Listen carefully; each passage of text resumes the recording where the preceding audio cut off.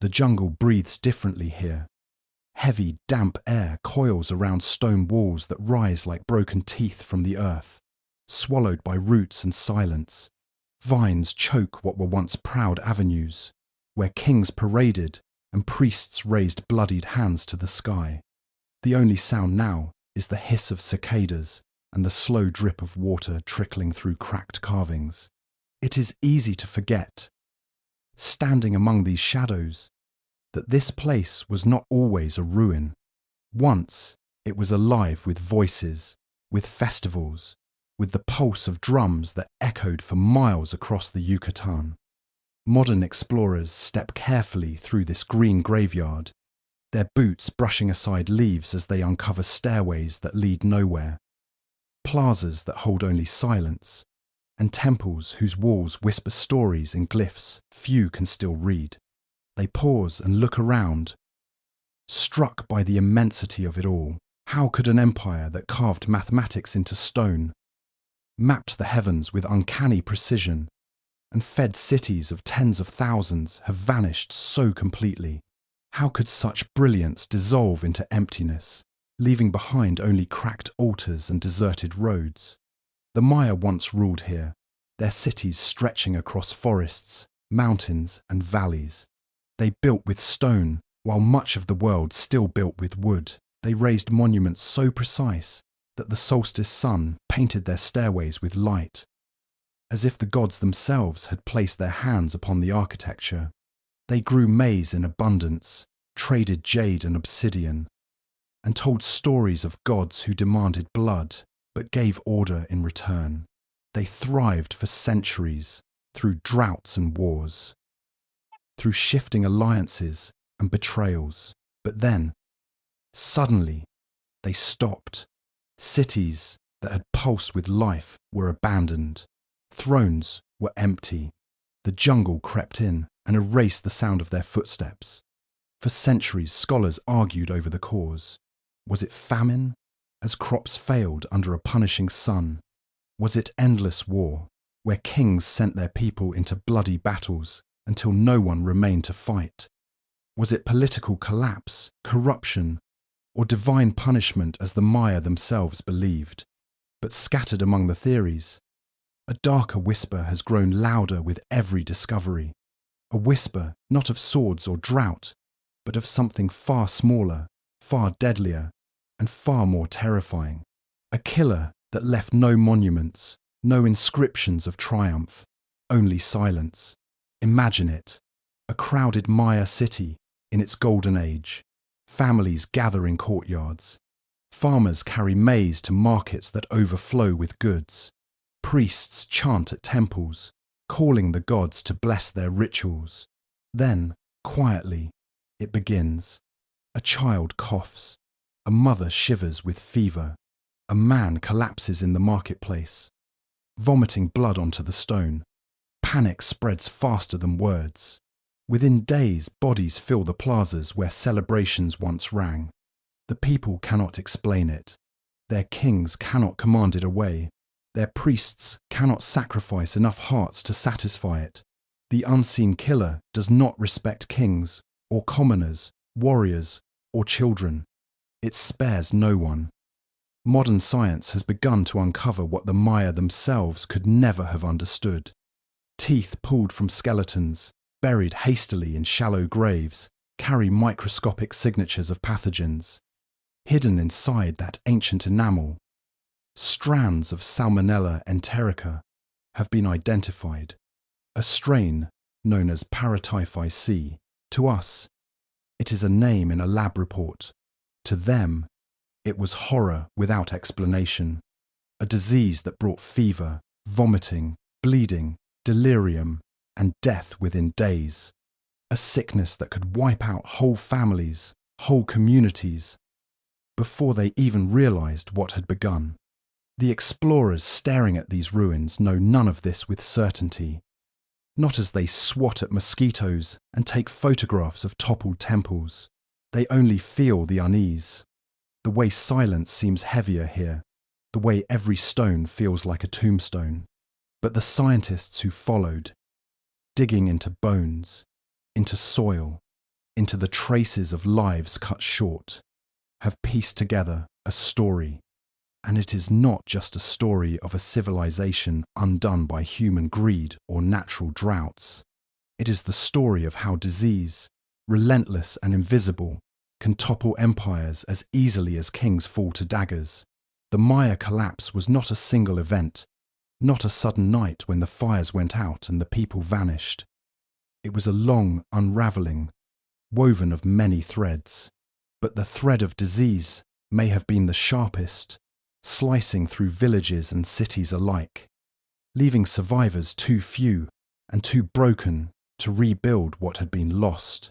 The once mighty Maya, who gazed at the stars and built cities that defied time, were brought low by something that could not be seen, only felt as fever and terror, and so the ruins remain, swallowed by jungle, but not by memory. Every carved glyph, every toppled stela, every silent stairway is a question. What happened here? Why did they leave? What horror emptied these plazas and silenced these voices?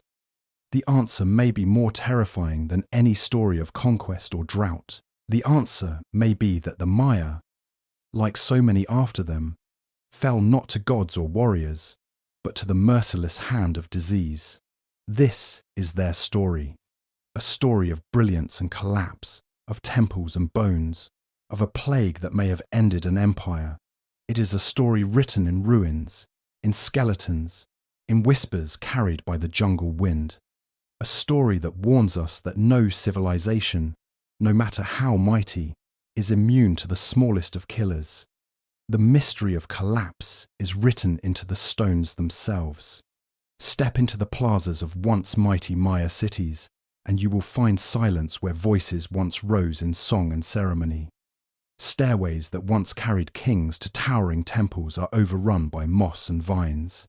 Carved glyphs, once painted in brilliant reds and blues, now crumble under the weight of centuries. It is as if the jungle itself reached out to reclaim what human hands had raised. But the deeper mystery is not that the jungle swallowed the cities. The true question is why the people left them behind. For centuries, scholars and travellers have argued over this riddle. Some say drought broke the back of the Maya, that year after year of failed rains withered the maize fields, emptied reservoirs, and left whole regions starving. Others point to war, to kings locked in endless rivalries, dragging their cities into bloodshed until no one remained to fight. There are those who insist it was famine, that the very soil gave out beneath the weight of too many mouths to feed, and still others whisper of something more insidious, something that leaves no broken walls or charred ruins behind, but only bones in shallow graves and memories etched into fear, a silent killer, a disease that crept through villages and cities alike, leaving no survivor strong enough to rebuild. Imagine standing in the heart of a Maya city, at its height. The pyramids loom overhead, casting long shadows across crowded marketplaces. Farmers bring maize, squash, and cacao to trade. Craftsmen sell jade ornaments and painted pottery. Children play in the dust, while priests climb temple steps to chant prayers to gods who demand blood in exchange for rain and harvest. Life thrums in every corner of the city. Then, something changes. A cough, a fever, a body collapsing in the street. The marketplace empties. The laughter of children turns to wailing. Priests sacrifice more and more victims, but the gods do not answer. Fear spreads faster than fire, until even the kings, clothed in feathers and jade, cannot escape the unseen hand that strikes down rich and poor alike.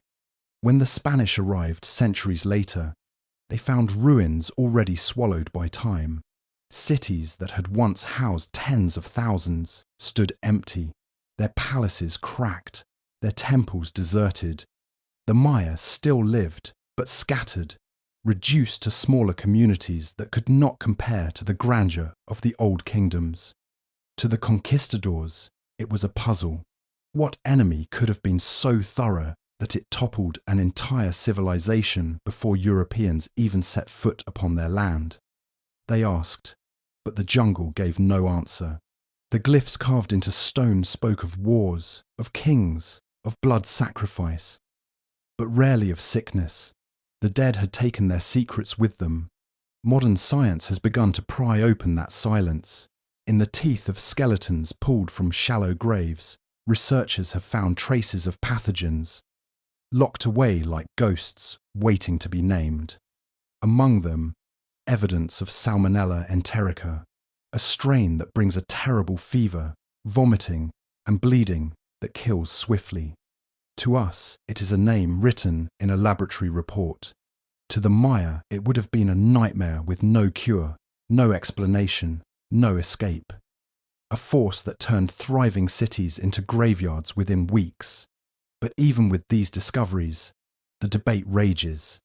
Was it truly disease that broke the Maya? Or did years of drought weaken them until they could no longer resist the smallest of killers? Did endless wars between rival kings shatter unity, leaving cities vulnerable to famine and plague alike? Was it the soil itself, drained of fertility by centuries of maize, that gave out beneath their feet? Each theory holds pieces of the truth, yet none alone explains the scale of the collapse. What we do know is this: the Maya did not vanish overnight. Their downfall was not a single moment, but a slow unravelling stretched across decades. Cities emptied one by one, populations fell, rulers lost their power, temples went silent. By the time the Spanish wrote their chronicles, the great capitals had long been abandoned. The jungle covered what the people had left behind, burying temples under roots and time. The greatest mystery of all is not simply what destroyed their cities, but why the Maya themselves seemed to stop resisting. These were people who had endured centuries of war, famine, and drought. They had survived collapse before and rebuilt stronger. Why did this time end differently? Why was there no recovery, no second golden age? Perhaps it was because they faced not one enemy, but many. Drought weakened their fields, war bled their cities, famine hollowed their strength, and then, as if the gods themselves had turned away, disease struck, finishing what hunger and conflict had begun. The ruins stand today as both question and warning. Their stones whisper of a people who once mastered mathematics and astronomy, who could predict eclipses and raise monuments aligned to the stars. Yet none of their wisdom, none of their power, could protect them from collapse. The mystery remains unsolved, but one truth is clear: even the greatest civilizations can be undone, not by conquest or fire alone, but by forces that move unseen until it is too late. The Maya left no single inscription explaining their fall, no carved stone declaring the cause. Instead, they left silence, a silence broken only by the cries of the jungle birds and the rustle of leaves over stone. And in that silence lies a haunting question: what truly brought down the Maya? Was it the fury of nature, the greed of kings, or the smallest of killers? A disease that left no survivors to tell its story. Long before the jungle swallowed their temples, long before the mystery of their fall haunted explorers and scholars alike, the Maya rose from the forest floor like the very gods they worshipped. Theirs was not a sudden empire built by conquest, but a slow, blossoming stone by stone, field by field, century by century. In the vast green heart of Mesoamerica, a civilization rooted in corn, carved in stone, and guided by stars, came to life. The land itself gave them little. The soil was thin, the rains unpredictable, and the rivers ran underground. But the Maya were not deterred. They looked at the forest, and instead of fear, they saw promise. Through sheer ingenuity, They built one of the most enduring civilizations the world has ever known, not through empire-wide armies, but through the silent power of knowledge, belief, and adaptation. At the center of Maya, life was corn. More than a crop, it was a divine gift. The Maya believed that their gods fashioned humanity not from clay, not from wood, but from cornmeal and sacred water. Every stalk that sprouted was more than food. It was blood, bone, and breath. Corn sustained them, spiritually and physically, and their entire society grew in its rhythm. They cleared plots of jungle with fire and stone tools, practiced shifting agriculture to preserve fertility, and engineered raised fields and terraces to trap rain and enrich soil. In the lowlands, where water vanished into the earth, they dug massive reservoirs lined with clay. On the ridges, they carved channels to catch the sky itself. But food alone did not make a kingdom. The Maya looked to the heavens. They watched the movements of Venus, tracked eclipses, mapped the cycles of the moon, and aligned their cities with celestial events. From the top of their stepped pyramids, priests and astronomers gazed at the stars, not for wonder, but for order. The gods spoke through time, and the Maya learned to listen. Their calendars were among the most complex the world has ever seen. One tracked the sacred 260-day cycle of rituals. Another followed the solar year with uncanny accuracy. A third recorded the deep sweep of history, stretching back to times before time, and what cities they built. Out of limestone and sweat, they raised palaces and plazas, temples that soared into the sky, their stairs steep as if daring the faithful to climb closer to the divine. No beasts of burden carried the stone. No metal tools carved the glyphs. It was all human effort, organized, disciplined, devoted. The Maya knew how to move water and manage floods, how to build corbelled arches without mortar, how to make their cities breathe even in the stifling jungle heat. Each city was a kingdom unto itself, ruled by a holy lord who claimed descent from the gods. These kings were more than monarchs. They were mediators between the heavens and the earth. Their blood was sacred, their rituals binding. In times of drought or eclipse, they let their own flesh bleed, believing that such sacrifice would restore balance. The Maya did not worship in silence. Their rituals were thunder and smoke drums beating like hearts, incense swirling into the sky, blood staining white stone. Tikal, Calakmul, Palenque, Copan, these were not just names, but living cities, home to tens of thousands, each with its own nobility, priests, artisans, and farmers. They traded in obsidian and jade, in feathers and cacao. Their markets bustled with the colours of the forest and the wealth of the earth. Hieroglyphs told their stories, painted in vivid reds and yellows, carved into stelae that still stand beneath the trees. And though each city-state vied for dominance, the Maya world was connected, not through emperors and legions, but through trade, intermarriage, diplomacy, and shared belief. A system of roads, white and straight, cut through the green like veins. Messages and goods moved between distant kingdoms, carried by human runners beneath the blazing sun. Maya society was layered, intricate, and deeply symbolic. The cosmos was a tree. Its roots reached into the underworld. Its branches held up the heavens, and its trunk passed through the human realm. Their temples were mountains. Their kings were the tree's living spine. Every action, planting, marriage, war, echoed across the three realms. Education was sacred. Scribes trained from childhood to memorize thousands of glyphs, to write history and prophecy, to speak with the voices of the gods. Artists painted murals that danced with color, showing creation myths, royal victories, and the everyday joys of banquets and ball games. Their language was as elegant as it was complex, filled with double meanings, wordplay, and layers of cosmological reference. For centuries, the Maya thrived. They endured cycles of drought and abundance, of war and peace. Their culture did not rise and fall with a single capital, but shifted like the stars they watched so faithfully. When one city declined, another rose. Their civilization pulsed across the centuries, resilient and adaptive. And yet, behind the beauty and brilliance, shadows stirred. Over time, rivalries deepened. Cities grew hungrier for tribute, for power, for blood. As populations expanded, farmland dwindled.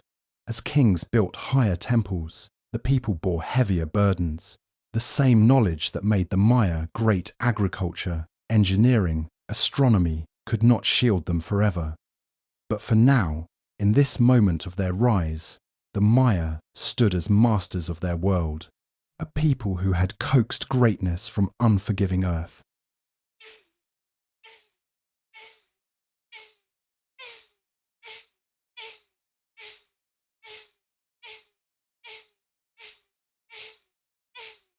Who had mapped the sky and etched their stories into stone. They had built a kingdom of corn, a civilization of starlight and sweat, one that would outlast many who came after, though not without cost. Beneath the jungle canopy, their legacy endures, not just in broken walls or buried cities, but in the quiet truth they knew better than most, that time moves in cycles, that the gods watch from above, and that even stone can speak if you know how to listen. The world the Maya built was not just one of stone and corn. It was a world of gods and blood, where the sacred and the brutal lived side by side, where life flowed through ritual, and death was not an end, but a gift. To understand the Maya, you must understand this truth. Their gods were not distant beings sitting atop a quiet heaven. They were active, hungry, watching, and always demanding something in return.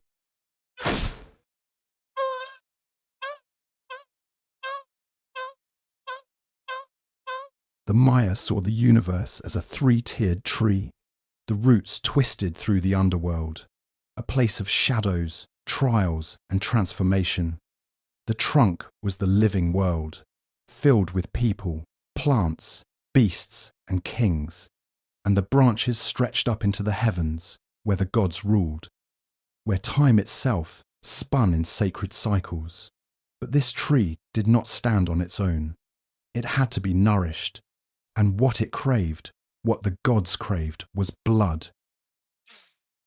Blood was the glue of the cosmos. It fed the sun, kept the rains falling, the crops growing, and the stars in motion. Every drop shed in ritual was not a loss, but a transaction, a sacred contract between the Maya and their creators. The gods had bled to make the world, and so the Maya bled to sustain it. They did not fear sacrifice. They revered it. In the dark chambers of their temples, by torchlight and incense smoke, kings and queens pierced their tongues and genitals with stingray spines and obsidian blades.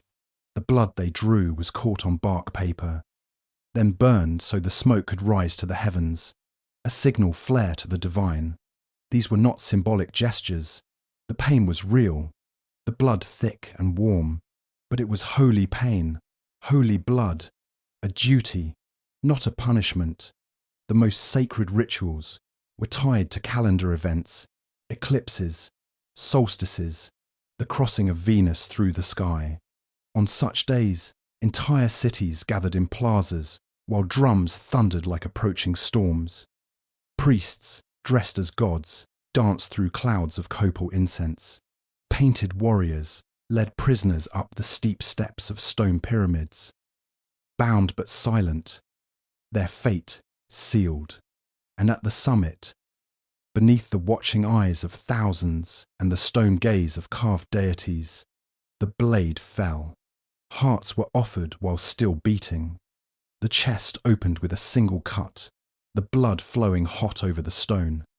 The sun, the rain, the earth, they all drank together, and the crowd below did not turn away.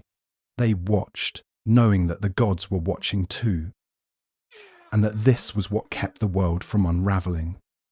Not all sacrifice ended in death. Some were meant to pierce the veil between realms rather than to end a life. The king, believed to be the living link between heaven and earth, often engaged in bloodletting to receive visions. When he bled, it was said that the ancestors returned. Serpent spirits would rise in the smoke, their mouths opening to reveal the faces of long-dead rulers. In that moment, time folded, past and present became one. The gods spoke, and the king listened. Divine kingship was the center of it all. Maya rulers were not just political leaders. They were chosen by the gods, born into sacred lineages, anointed not with oil, but with prophecy and pain. Their rule was not a right, but a responsibility. They bore the weight of the heavens on their shoulders, and every victory, every harvest, every rainfall was credited to their favor with the divine. The king's wife, too, held power. She was the moon to his sun, the earth to his sky. When she bled, she opened portals to the ancestors. When she bore children, she birthed not just heirs, but living links to the gods. Together, the royal pair acted as cosmic anchors, tying their city to the sacred order of the universe. Temples were not merely places of worship, they were gateways. Each step represented a level of existence, each chamber a realm. The carvings that covered them were alive with stories of creation, destruction, rebirth. Gods with jaguar faces and serpent tails danced across the walls. Skeleton lords clutched hearts in skeletal hands, and through it all flowed rivers of glyphs, spelling out the rituals performed, the blood offered, the visions received. The spiritual world of the Maya was not separate from the physical. It pulsed through every cornfield, every storm cloud, every carved stela. The ball game, played with a heavy rubber ball on sunken courts, was more than a sport. It was cosmic theatre. Two teams reenacted the battle between life and death, day and night. The ball echoed like a heartbeat between stone walls, and in some games, the losers or the winners were sacrificed, their deaths part of a script older than any city. Death itself was not an ending, it was a crossing. The soul journeyed through trials in the underworld, guided by the same gods who demanded blood in life. Warriors who died in battle, women who died in childbirth, and sacrificial victims were believed to take a fast track to paradise, bypassing the suffering of the afterlife. In Maya belief, how you died mattered more than how you lived, but belief alone did not keep order. Ritual was necessary, constant, unrelenting. The gods had created a world of balance, sun and moon, fire and water, order and chaos. But that balance was fragile. Every ritual, every sacrifice, was a stitch holding the fabric of reality together. To fail was to invite disaster, drought, famine, madness. The gods gave, but they also took, and the Maya understood this better than most. So they watched the skies, they counted the days, they sang the old songs and bled into the soil. They remembered that life itself was a gift purchased with death, that the gods were never silent, only waiting, and in this world of gods and blood, they thrived.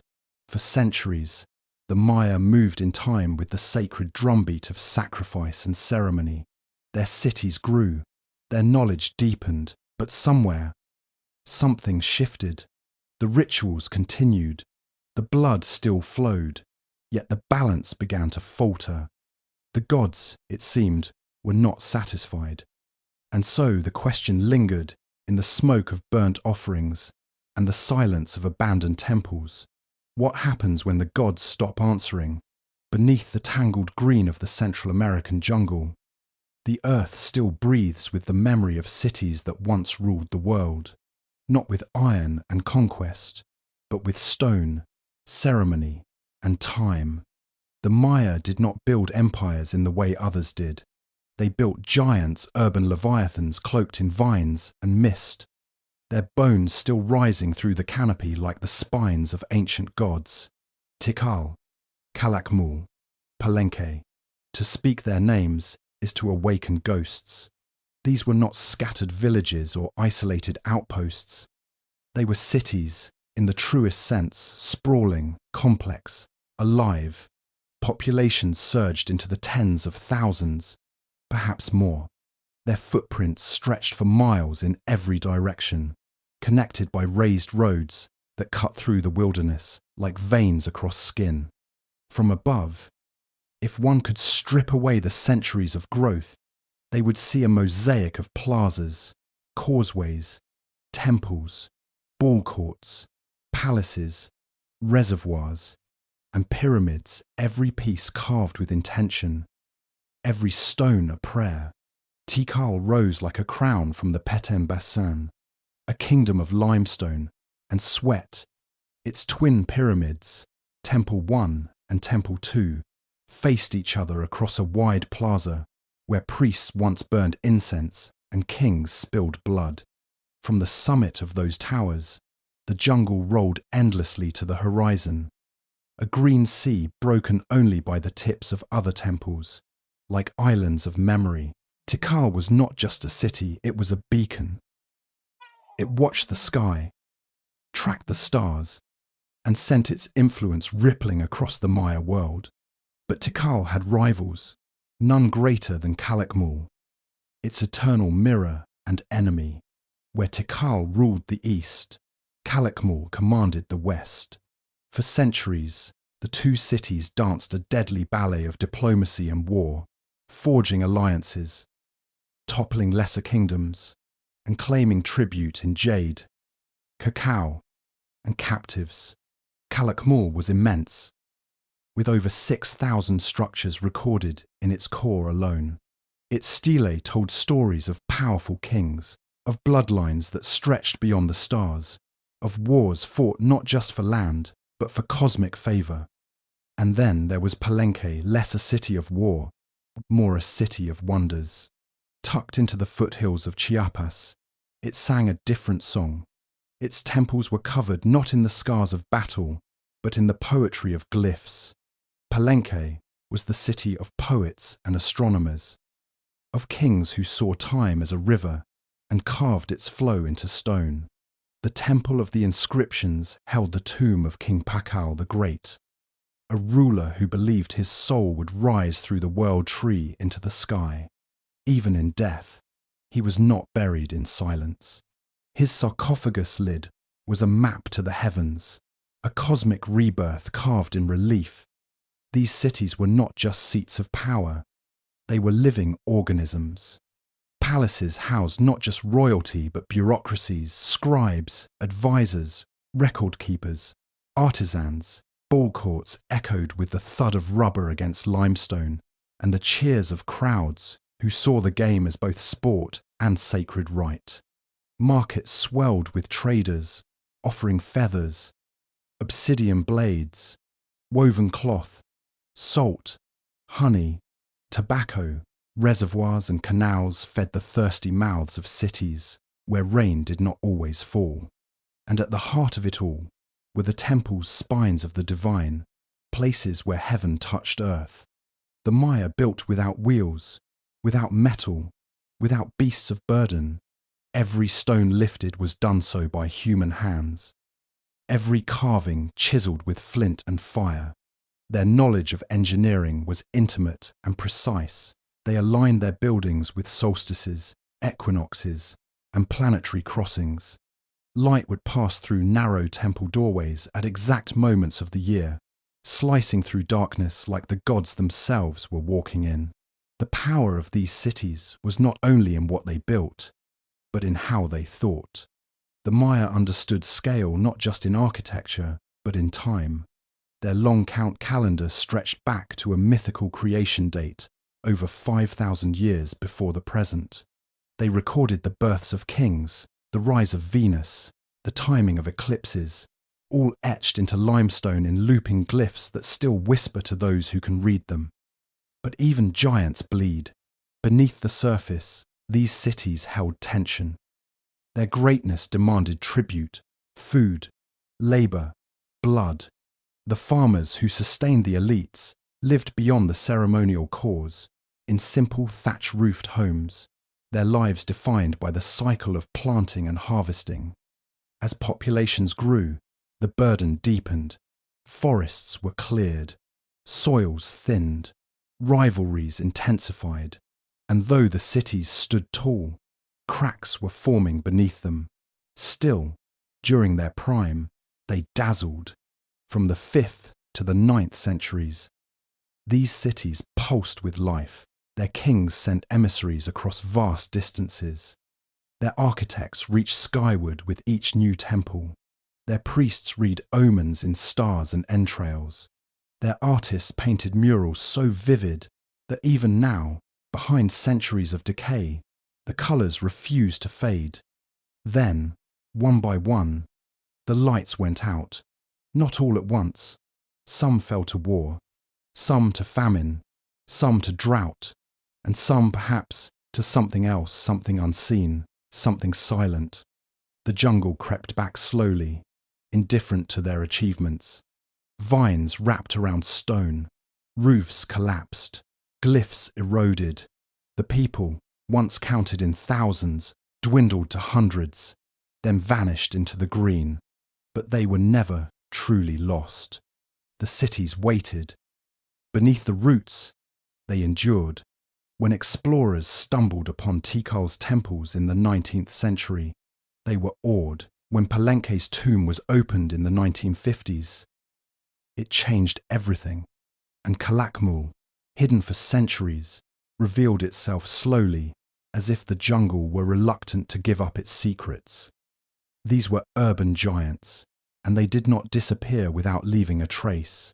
Their bones remain. Their voices, carved in stone, still speak, and the mystery of their fall only deepens the wonder of what they built. The Maya dared to raise cities in the heart of a wilderness, and for centuries they made the jungle theirs. It did not happen all at once. There was no trumpet blast from the heavens, no fiery sky, no single day when the world changed. The decline of the Maya began as a whisper barely noticed, easily dismissed.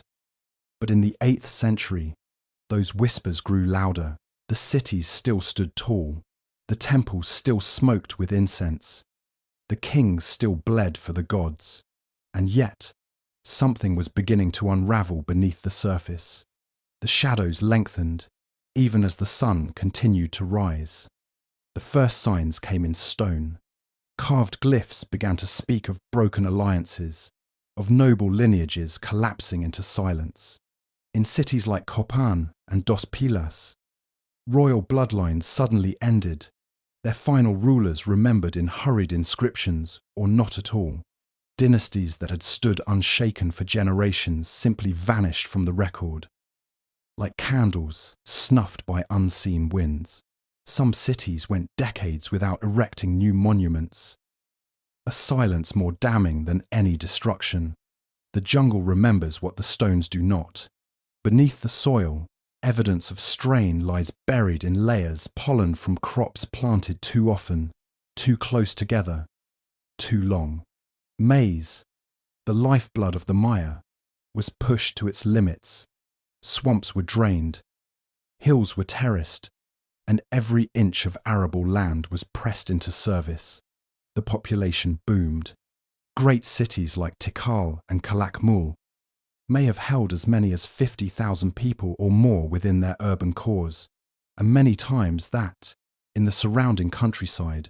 But with growth came pressure. The land began to resist. Soil grew tired.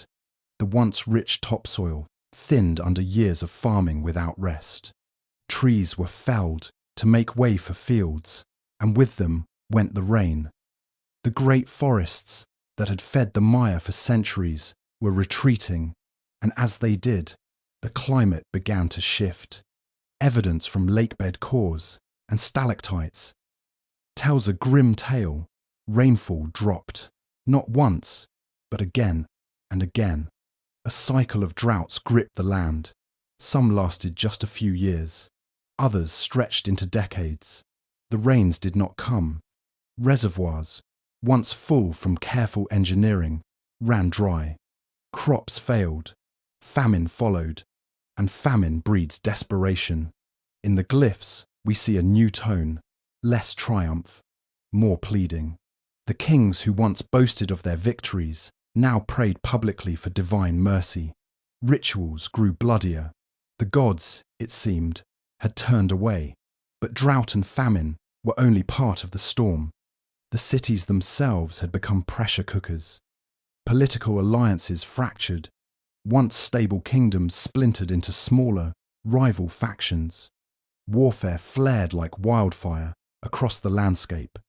The kings, desperate to maintain order and legitimacy, turned increasingly to battle. Captives were needed, not just for war, but for sacrifice. Blood was the currency of power, and the cost kept rising. The ballgame court still echoed with ritual. The temple still rose with new carvings, but beneath it all was tension. Cities that once traded now warred. Routes were cut off. Markets faltered. Communication between regions collapsed. The great web that had held the Maya world together began to fray. In places like Quirigua, we see unlikely kingdoms suddenly rise in power, not through slow growth, but through rebellion. Once a vassal of Copan, Quirigua struck down its overlord, beheaded its king, and claimed independence. This was not an isolated story. The whole political map of the Maya world was redrawn again and again in just a few generations. What had once been a dance of diplomacy turned into a frenzy of survival. Common people felt it most. In the outskirts of the cities, homes grew smaller, burials more rushed, diets more meagre. Skeletal remains show signs of malnutrition, of disease, of hard lives getting harder. The gods demanded more, but the people had less to give.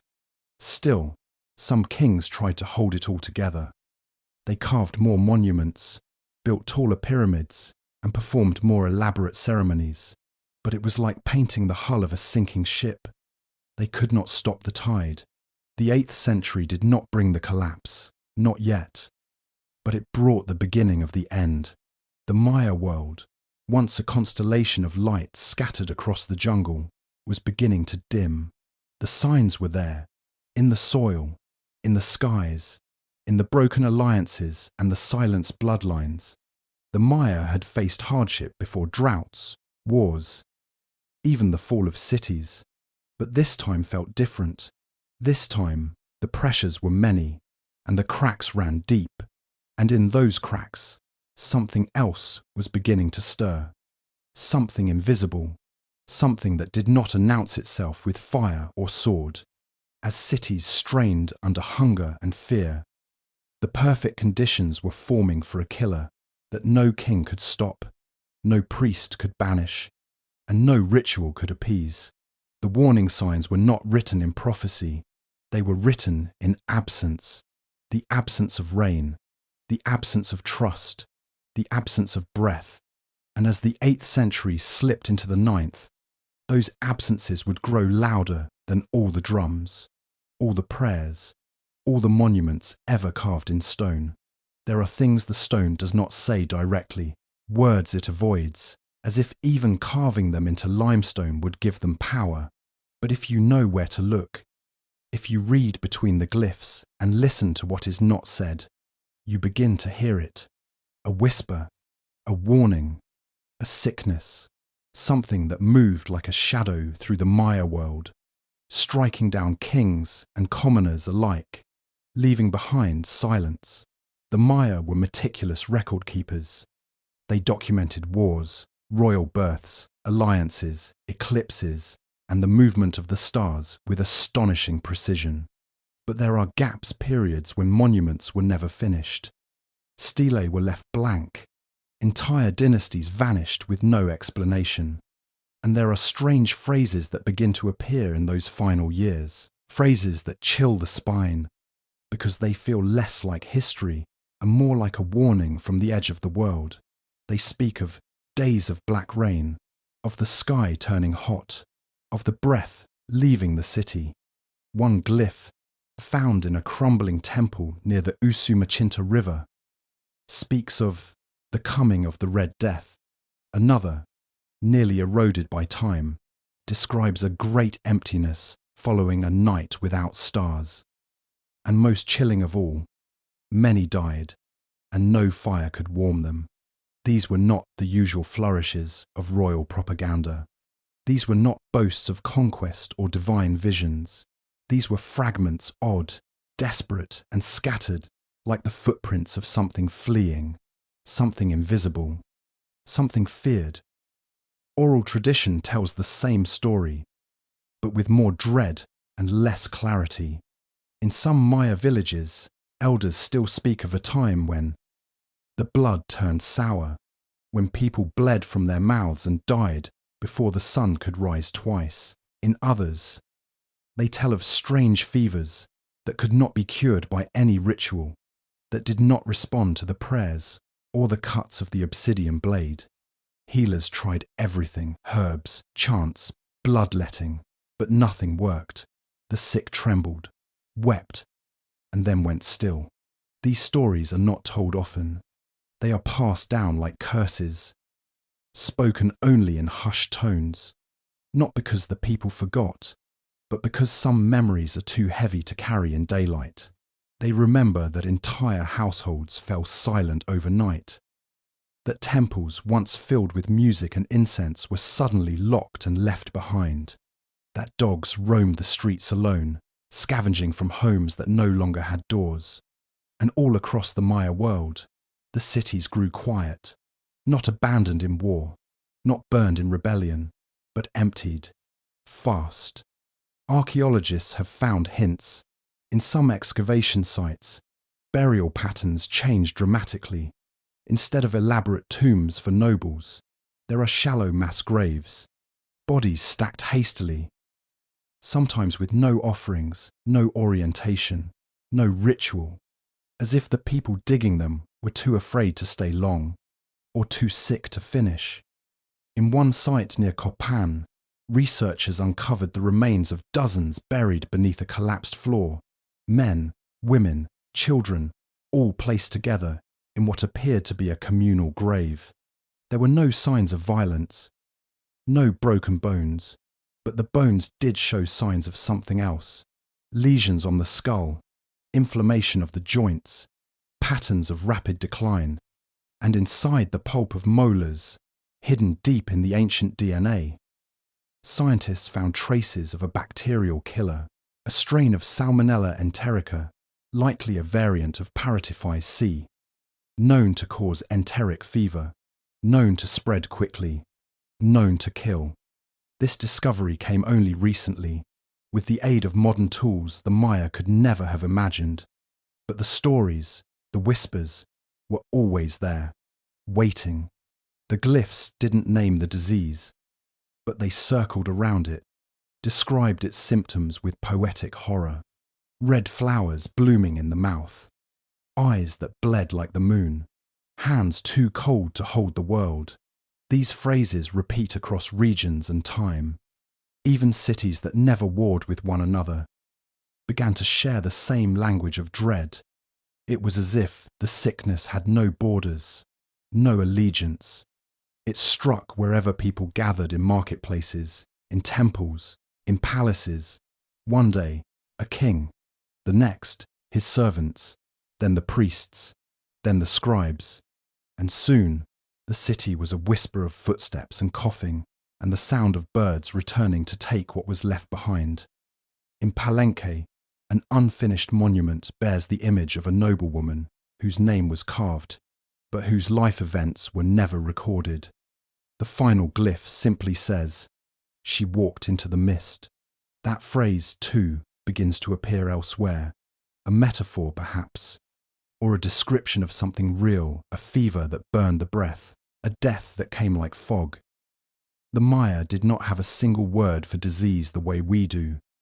They saw illness as imbalance, a disruption of harmony between the worlds of gods, humans, and ancestors. And this plague must have felt like the gods had turned their backs entirely. But even then, they tried to make sense of it. They carved more stelae, performed more sacrifices, begged the heavens to answer. But the answers did not come, only more silence, more graves, more empty cities swallowed by vines. The whispers of plague never became a scream in the historical record, but they did not need to. The absence says enough. The fear soaked into oral stories says enough. The strange glyphs, the hasty burials, the sudden disappearances, they say everything. Something came, something that bled the cities dry, not all at once, but quickly enough to leave no resistance, no explanation, just echoes, just whispers. They left behind their cities, but not in flames. There were no charred walls, no toppled temples, no piles of bones in the streets. What the Maya abandoned, they left almost intact, as if they meant to return. But they never did, and that is what haunts the ruins even now. Not what was destroyed, but what was simply left. The great cities of the classic Maya did not fall like empires in war. They emptied, slowly at first, then suddenly, one by one. A silence spread through the jungle like smoke with no fire. Plazas that had once held tens of thousands fell quiet. Temples no longer echoed with drums or chants. Markets emptied. Ball courts stilled. And in the end, only the trees moved, creeping inward, swallowing stone with vine and root. Archaeologists speak carefully about what they find. They do not call it collapse, not at first. They call it rapid depopulation. They speak of disrupted settlement patterns and a decline in elite monument construction. But in simpler words, it means this: people stopped living where they had always lived. They stopped carving new stelae. They stopped building. They stopped burying their dead beneath the floors of their homes. They stopped the rhythms that had sustained them for centuries. In Tikal, one of the greatest Maya cities ever built, excavation revealed something strange. Toward the end of the 8th century, the grand plazas remained standing, the temples still loomed. But around them, the signs of life thinned. Households that once bustled with multi-generational families stood empty. Trash middens, those humble markers of daily life, disappeared. The glyph carvers stopped their work. The final monuments were rushed. Shallow, clumsy, then nothing. The same story unfolded in Copan, a city that had once dazzled with its art and astronomy, its towering staircases and intricately carved altars. Simply went quiet. Its final kings ruled over a shrinking population, their authority more symbolic than real. One ruler built a temple filled with broken monuments from earlier dynasties, as if he was trying to stitch history together with shattered glass. But even that could not hold the city. By the time the 9th century dawned, Copan was a husk. Elsewhere, the pattern repeated.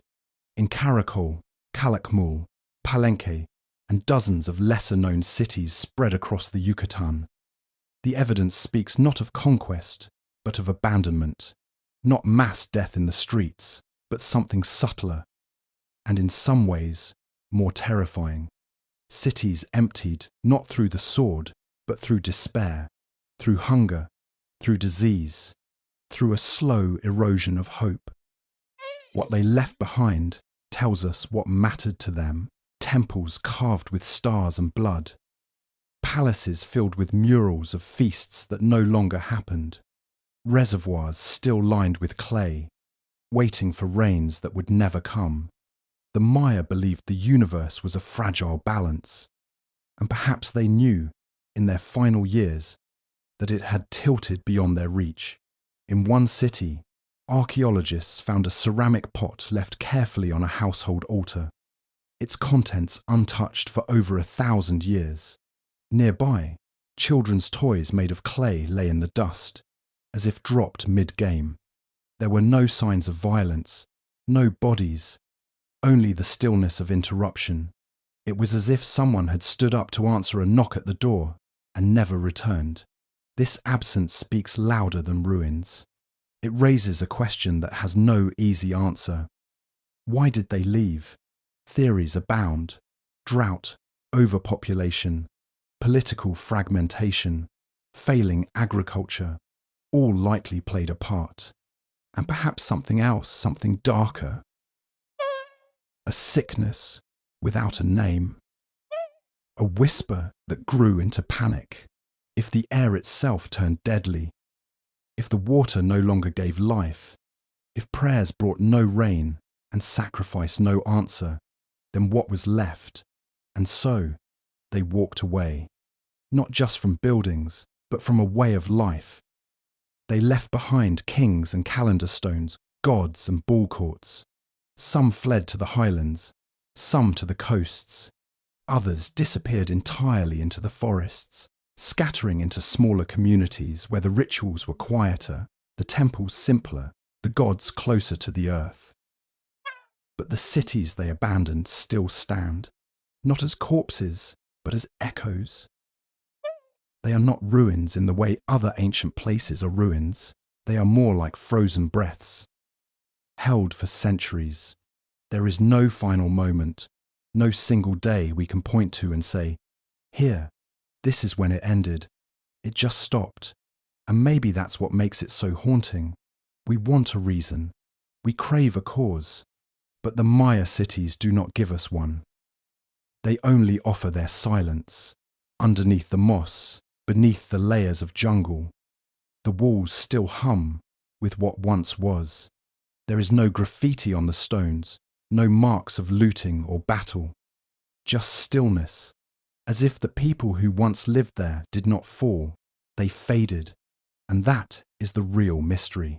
Not just that the Maya left, but that they left in a way no other civilization ever had, with their cities intact, with their gods still carved into every wall, with their stories waiting, buried in the dirt.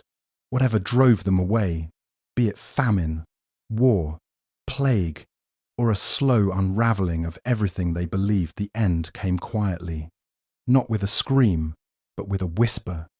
The cities still stand, waiting for someone to listen, under the thick canopy of the jungle, where the ruins of Maya cities slumbered in silence.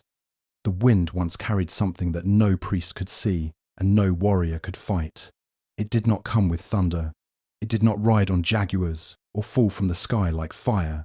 It came quietly, on breath, on touch, on sails. Long after the great cities of the classic Maya had emptied, when the jungle had already swallowed palaces and plazas alike, a new kind of devastation swept across the land. And though the people who had once ruled the Maya heartlands were scattered into smaller villages and highland towns, they were not forgotten, nor were they spared. Because what came in the wake of the 16th century was not just conquest. It was a killer that travelled faster than ships, struck deeper than spears, and left behind fewer survivors than any war ever waged. The first signs were confusion. In coastal towns, people began to fall sick just days after strange sails appeared on the horizon. White sails, wooden ships, metal glinting in the sun, things the Maya had never seen before. Along with the invaders came animals that had never walked these lands. Horses, pigs, oxen, and with them something even stranger, a breath that burned the lungs, a fever that boiled the blood, a rash that tore through skin like flame through paper. It was smallpox, and it would not be the only one. The arrival of Europeans in the early 16th century, first the Spaniards, Later others marked the beginning of biological apocalypse in the Americas. For the Maya, as for many indigenous peoples, the catastrophe did not begin with swords or cannons. It began with microbes. Smallpox was the most infamous. It spread invisibly, passed from hand to hand, from breath to breath. The Maya had no immunity, no memory of it in their bones. Within weeks of contact, entire towns were gasping. Eyes swelled shut. Skin blistered. The sick burned with fever and cried out for water. Then died before dawn. The dead were so many, the living could not bury them. But smallpox was only the beginning. Measles, influenza, typhus, whooping cough. These were ghosts of the old world, stowaways on every ship that crossed the Atlantic. The invaders did not even need to set foot on land to infect the shore. Disease moved ahead of them faster than their footsteps, deadlier than their weapons. By the time Hernán Cortés marched through the heart of Mesoamerica, the ground was already softened by death. In the highlands of what is now Guatemala, Maya scribes recorded a terrible truth. Great was the stench of death. All of us were thus. One chronicler described bodies lying in heaps, homes abandoned, temples empty except for the buzz of flies. It is hard to fathom the scale. Some estimates say that within a century of first contact, over 80% of the indigenous population of the Americas had died not in battle, but in beds, in fields, in the arms of their families. In some places, the death toll reached 90 out of every 100. The jungle, once so alive with voices, grew quieter still, and yet it did not begin there. The invaders merely carried the torch. The fire had started smouldering long before they arrived. The classic Maya had already suffered. Some scientists believe the plague that struck them centuries earlier, what some call the first wave of Maya decline, may also have been a disease. Not from Europe, but born of their own world, perhaps carried by trade routes, perhaps awakened by drought, famine, or too close living conditions. But this 16th century invasion was different. It was total. It was relentless. It was invisible. Villages that had never seen a Spaniard still saw their people fall. Towns that had not yet been mapped by the conquerors were already counting their dead. The diseases moved without maps, without armies. They swept through rivers, along trade paths, over mountains. They did not ask for gold. They did not stop for diplomacy. They came to erase. For the Maya, the world ended more than once. First, when their great cities emptied. Then again when the jungle took them back. But the arrival of the killer from across the sea, this was the third ending. And this one touched everyone, not just kings, but farmers, not just scribes, but children. What is most chilling is that many of the invaders did not even know what they carried. They thought it was luck, or God, or destiny that cleared the path before them. They believed the empty towns were signs of divine favour. They did not see the microbes on their hands. They did not hear the cough that killed. They only saw victory. But it was not conquest. It was contagion. And even now, the echoes remain. In abandoned temples with half-carved stelae, in oral traditions that speak of a breath of death that could not be outrun, in the bones unearthed from shallow graves, some buried with care, others dumped in haste. The Maya world did not vanish overnight. But the arrival of this killer, the invisible invader from the old world, was a blow from which it could never fully recover. The gods they had prayed to for centuries had no answer. The rituals that once sustained life offered no protection. And the cities, already lost to time, were joined by entire generations of people who would never be remembered by name. The jungle grew back. The stones stayed silent. And history, for a time, forgot. But the air once held something deadly. And for the Maya, it was not the sound of war that finished the story. It was the silence that followed. It is a cruel twist of fate that death so often arrives before the enemy, that the hand stretched in peace or war is not what delivers the final blow, but the breath behind it. When the Maya and other indigenous civilizations of the Americas first caught sight of sails on the horizon, they could not have known what truly approached. Not a king, not a god, not even a conqueror, but something far smaller and infinitely more deadly. By the time the conquistadors set foot on the shores of the New World in the early 16th century, they had already been preceded, not by scouts, not by messengers, but by pathogens, invisible invaders carried on wind and skin, on cloth and cough, in the sweat of sailors and the lungs of animals. The Spanish thought themselves the first to arrive, but the microbes they carried had already begun their campaign. The war was over before the swords were drawn. Long before Hernán Cortés marched into the highlands of Mexico, people were already dying, not from battle wounds, but from fevers that blistered skin and choked lungs, from coughs that came in waves, from sores that opened and never closed. Smallpox had made the journey across the Atlantic, hidden in the folds of a conquistador's tunic or in the breath of a sick sailor. And once it landed, it moved faster than horses, faster than galleons, faster than memory. The Maya, already fractured by centuries of decline, now faced an enemy that had no name, no face, and no mercy. From the coastal lowlands to the mountain valleys, reports spread of towns going silent, of villages emptied in days, of rivers running quietly beside temples where the fires had gone out. In some places, the Spanish arrived to find no resistance, not because the people had fled, but because the people had already fallen. What makes it all the more devastating is how quickly it happened. Within a single generation, entire regions saw their populations drop by half or more. In some areas, the death toll may have reached 9 in every 10. These were not soldiers slain in battle. These were elders, children, mothers.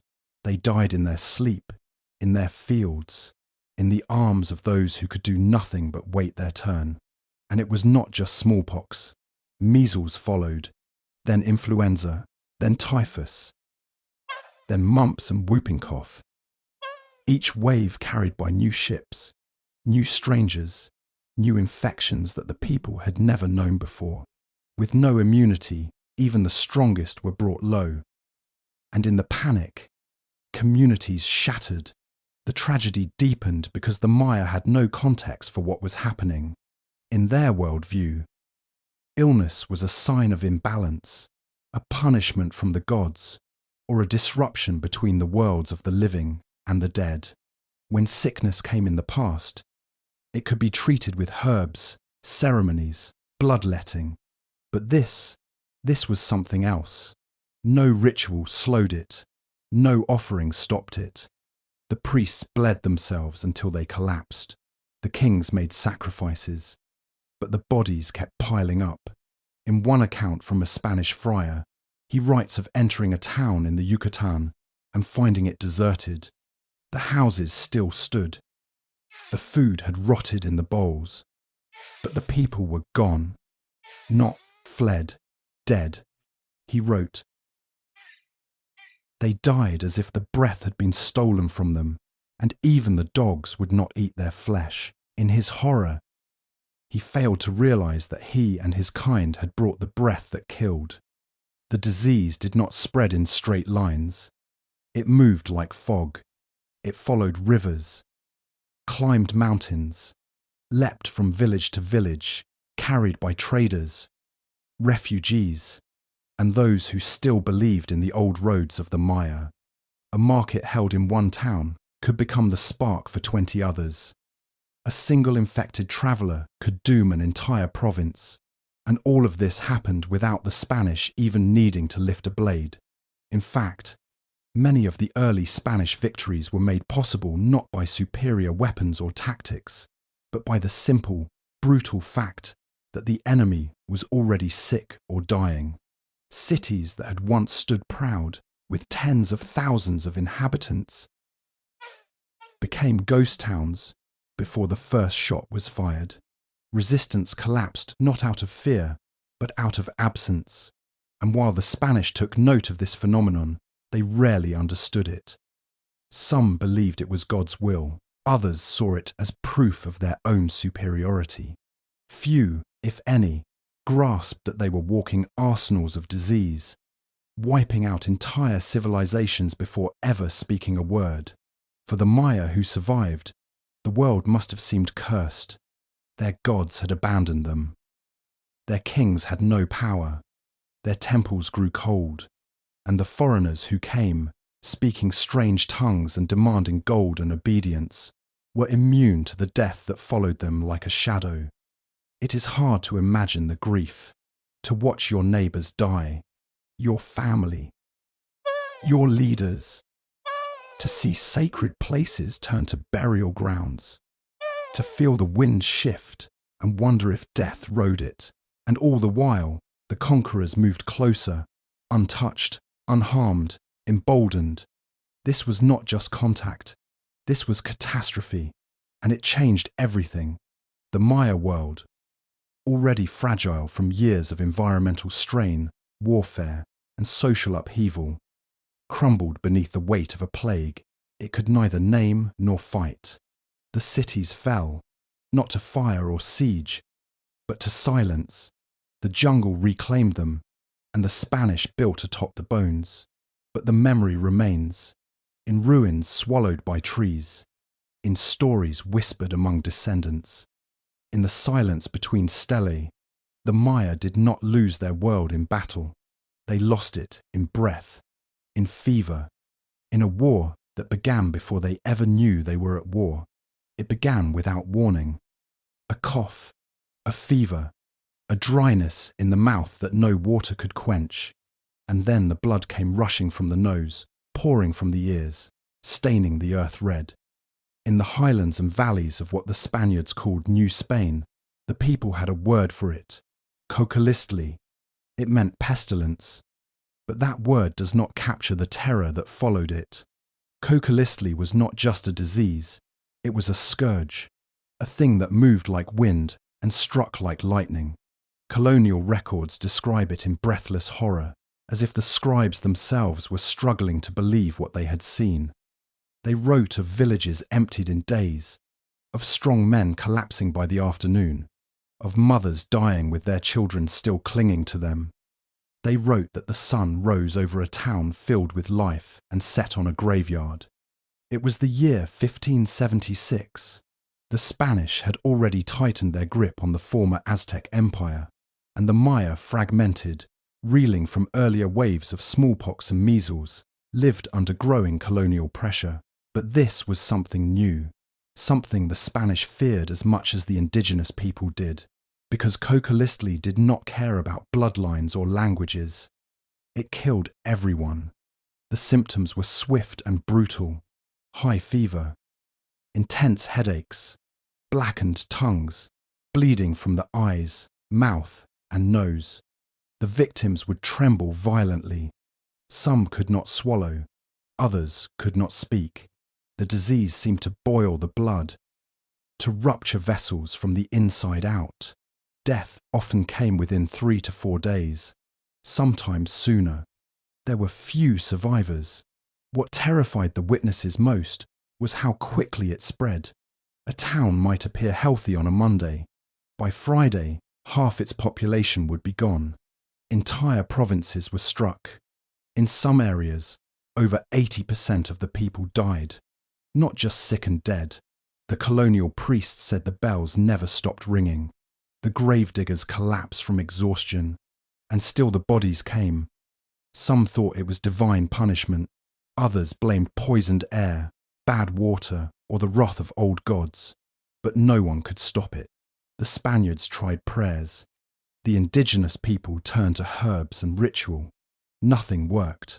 Coca-Cola moved where it wanted, when it wanted. It was not the first time. A similar plague had struck in the year 1545, but this outbreak 3 decades later was worse. Far worse. Historians today believe that this single epidemic may have killed over 15 million people in the span of just a few years. That number is almost too large to comprehend. It means entire languages vanished, entire lineages broken, entire ways of life erased in silence and blood. And though the Spanish kept records, letters, reports, diaries, most of the indigenous voices were lost, except in fragments, in whispers, in stories passed down like curses. They speak of a sickness that came with the rain, a shadow that followed the thunder, a fever that made the rivers run red and the birds fall silent. Modern scientists have tried to uncover the truth. Some believe Coca-Cola was a hemorrhagic fever, similar to Ebola or Marburg, something native to the land, but unleashed by drought, famine, and stress.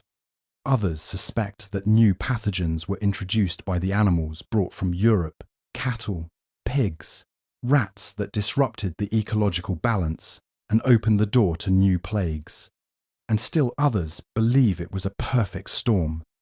Malnutrition from colonial policies, climate shifts from the so-called Little Ice Age, and the lingering damage from earlier epidemics combined to break the body and invite the disease. Whatever the cause, the effect was undeniable. Coca-Cola was not just a medical disaster, it was a civilizational collapse. The remaining Maya, already weakened by conquest and disease, lost entire communities. Their healers died, their scribes died, their keepers of the calendar died. Much of their knowledge went with them. The Spanish, despite their armour and muskets, were shaken. Some of them died as well, though not in the same numbers. They recorded the devastation in letters home, often with cold detachment, but a few wrote with genuine fear, confessing that they did not understand what they had witnessed. One priest wrote that it felt like the end of the world. Another said that even the animals seemed afraid. And when the pestilence finally passed, it did not leave peace in its wake. It left emptiness, ruins, silence. The survivors emerged into a world they barely recognized. Families gone, towns erased. The jungles crept back in, as if trying to cover the wound. And the Spanish, now facing less resistance than ever, advanced further into the highlands, deeper into Maya territory, building churches atop pyramids, cutting roads through sacred ground. But they never forgot the pestilence. Nor did the Maya. Even now, some indigenous communities speak of the great sickness that once fell like fire. They do not name it Coca-Cola anymore, but they remember its shape, the way it moved, the way it silenced. It is easy to think of plagues as footnotes in history, as statistics, as charts in books. But Coca-Cola was not a number. It was the sound of weeping in a thatched home, the sight of a brother bleeding through his eyes, the fear of taking a breath and wondering if it would be your last. It was the pestilence, and for the Maya it was yet another death, not the first, not the last, but perhaps the cruelest, because it came without warning, and it left behind a silence so deep, the jungle is still trying to fill it. It began with a thirst no water could satisfy. The skin grew hot, the tongue swelled, the eyes stung with unseen fire, and then the blood came first, a trickle from the gums, then a rush from the nose, the ears, the very pores of the skin. The Maya called it pestilence. The Spanish wrote it down as a plague. But whatever name it carried, it did not ask permission. It simply came. The early signs were subtle. A cough that lingered, a dryness in the mouth, a heaviness in the limbs. But then came the storm, fevers high enough to burn thought away, pustules rising on the skin like angry stars, black at the edges and full of death. vomiting that turned to blood, diarrhea that never stopped, pain that settled in the bones like stone, and with it, always, the bleeding. Witnesses of the time, those who dared to write what they saw, described people staggering through villages with red foam at their lips, mothers who could not hold their children because their hands trembled too violently, men who screamed for water, even as they drowned in their own blood. The faces of the dying were swollen, their eyes nearly shut from pressure. Their tongues turned black, and in the final hours, delirium took them visions of fire, voices from the ancestors, a desperate plea for the gods to come. But the gods were silent. No one truly knows what Cocolistli was. No modern disease behaves exactly like it. Some say it was a hemorrhagic fever born from rodents or insects, similar to Lassa or Ebola. Others suspect a rare strain of typhus or a viral cocktail brewed in the chaos of a broken land. What is certain is that the disease moved fast, killed faster, and left behind a horror that generations would try to forget. The plague seemed to attack every system of the body. The heart raced until it failed. The kidneys shut down. The lungs filled with blood. The skin darkened, blistered, sometimes peeled. And the brain, it did not escape. People went mad in their final hours. They tore at their own clothes, screamed at empty corners, laughed in the dark. Then they went silent. The Spanish priests who recorded the epidemics were terrified. They had seen war. They had seen famine. But they had never seen this. One wrote that the breath of the sick could rot flowers. Another said that the bodies decayed before they were even cold. Some refused to bury the dead, fearing the very air around them. Others burned homes where the sick had died, hoping fire could stop what prayer could not. In the highland villages, the Maya watched their families vanish. The old ways healing through herbs, through song, through bloodletting, were useless. The sickness did not listen. It did not care for offerings. The priests bled themselves dry. The kings made sacrifices. The gods did not answer. One village elder, many years later, would whisper to a visiting ethnographer, "It was as if the earth turned against us. We walked on blood. We breathed death. What makes the plague even more horrifying is how it multiplied in silence. People became contagious before they showed symptoms. They hugged their families. They shared food. They danced. And then, days later, the fever took them and those they had touched. The speed was staggering. In some communities, more than half the population was gone within a week. There was no time to organise, to flee, to understand. By the time the pattern was clear, it was too late. The carriers were dead, but they had already passed the sickness to others. It was as if the disease moved faster than memory. And yet, in all this suffering, there were no great monuments built to mark the dead, no great epics sung, because there was no one left to carve the stone, no one left to hold the memory. The pestilence tore through the fabric of the Maya world, ripping out its threads so violently that even the names of the healers, the leaders, the mothers, and the children vanished. Archaeologists today find signs of the plague not in battle scars, but in the absence of life, in the shallow graves with bodies curled unnaturally, in homes that were sealed with stone and never reopened, in the pollen records that show fields left untended, in the sudden dip in birth rates, in trade patterns, in the very breath of civilization, and in the bones, oh yes, the bones they whisper what the stone cannot. Some show signs of bleeding within the marrow, signs of systemic inflammation, signs of bodies shutting down all at once. No time for long illness, just a few days of fire, and then the quiet. The anatomy of this pandemic was not just physical, it was spiritual. It struck at the core of Maya belief that the world was a sacred balance, that illness could be bargained with, that life and death danced in rhythm. Kokolistli shattered that rhythm. It brought a silence the rituals could not break.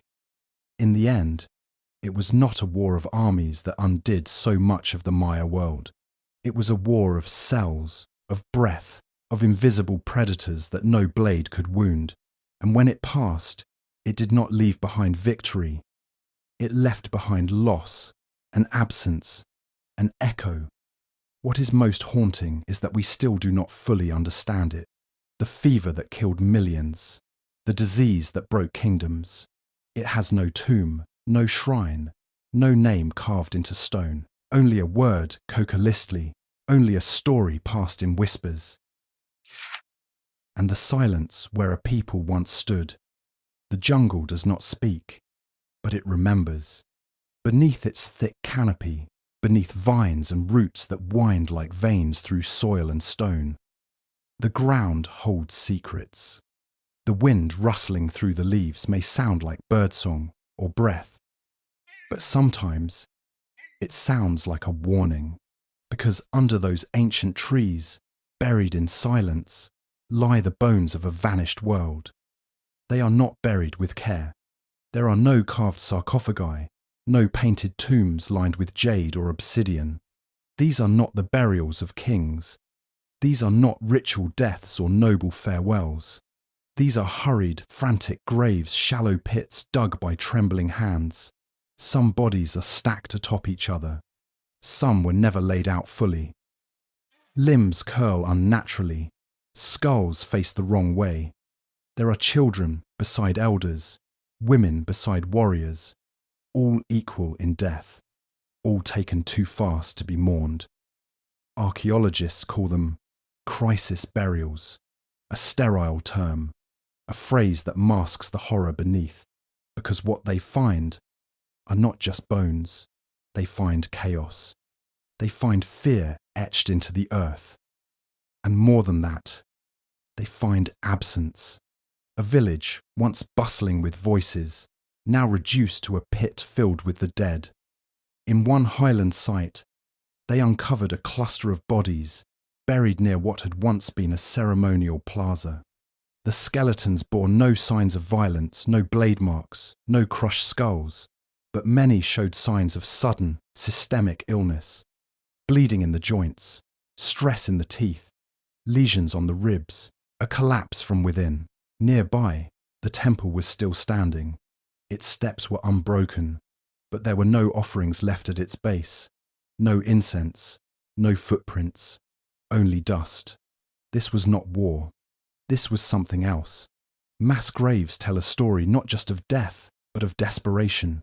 The people did not have time to dig properly. They could not perform the rites. The priests may have died first, or fled, or been too sick to speak. And so the bodies piled up. They had to be buried quickly, before rot and disease spread further. But even that became impossible. In some places, they simply sealed the homes with stone and left the dead inside. There are reports from Spanish chroniclers who arrived in Maya towns and found homes untouched bowls, still full of food, beds still warm, but no living soul in sight. Some of these homes, when later excavated, revealed bones beneath the floors, families entombed where they had fallen. Sometimes the doorways were bricked shut, sometimes left swinging in the breeze. And the temples, those mighty stone sentinels of Maya civilization, stood quiet through it all. The altars remained. The carvings of gods and stars still gazed down, but the voices that once filled them had gone. No drumming, no chanting, no incense curling skyward, just the echo of what had been. In Tikal, Calakmul, Copan, and dozens of lesser-known sites, researchers have unearthed graves that should not be there, burials that defy the usual patterns. No alignment with the stars, no careful orientation of the body, no grave goods, just quick, shallow pits, sometimes covered in stone, sometimes left open to the sky. The temples were not destroyed, they were abandoned. That is perhaps more chilling, Because it means the people did not fall in battle, they gave up. They stopped climbing the steps to pray. They stopped asking the gods for mercy, maybe because the gods had already gone silent, or maybe because even the gods seemed sick. In some locations, archaeologists found tools scattered on the ground, as if dropped mid-task. Farming implements, household bowls, weaving instruments all left where they fell. As if the sickness came like a wave, and the people never returned.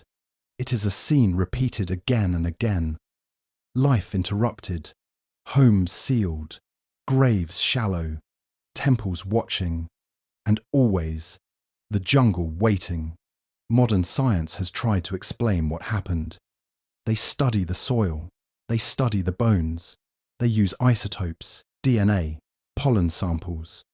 But the data only confirms what the ground already knows.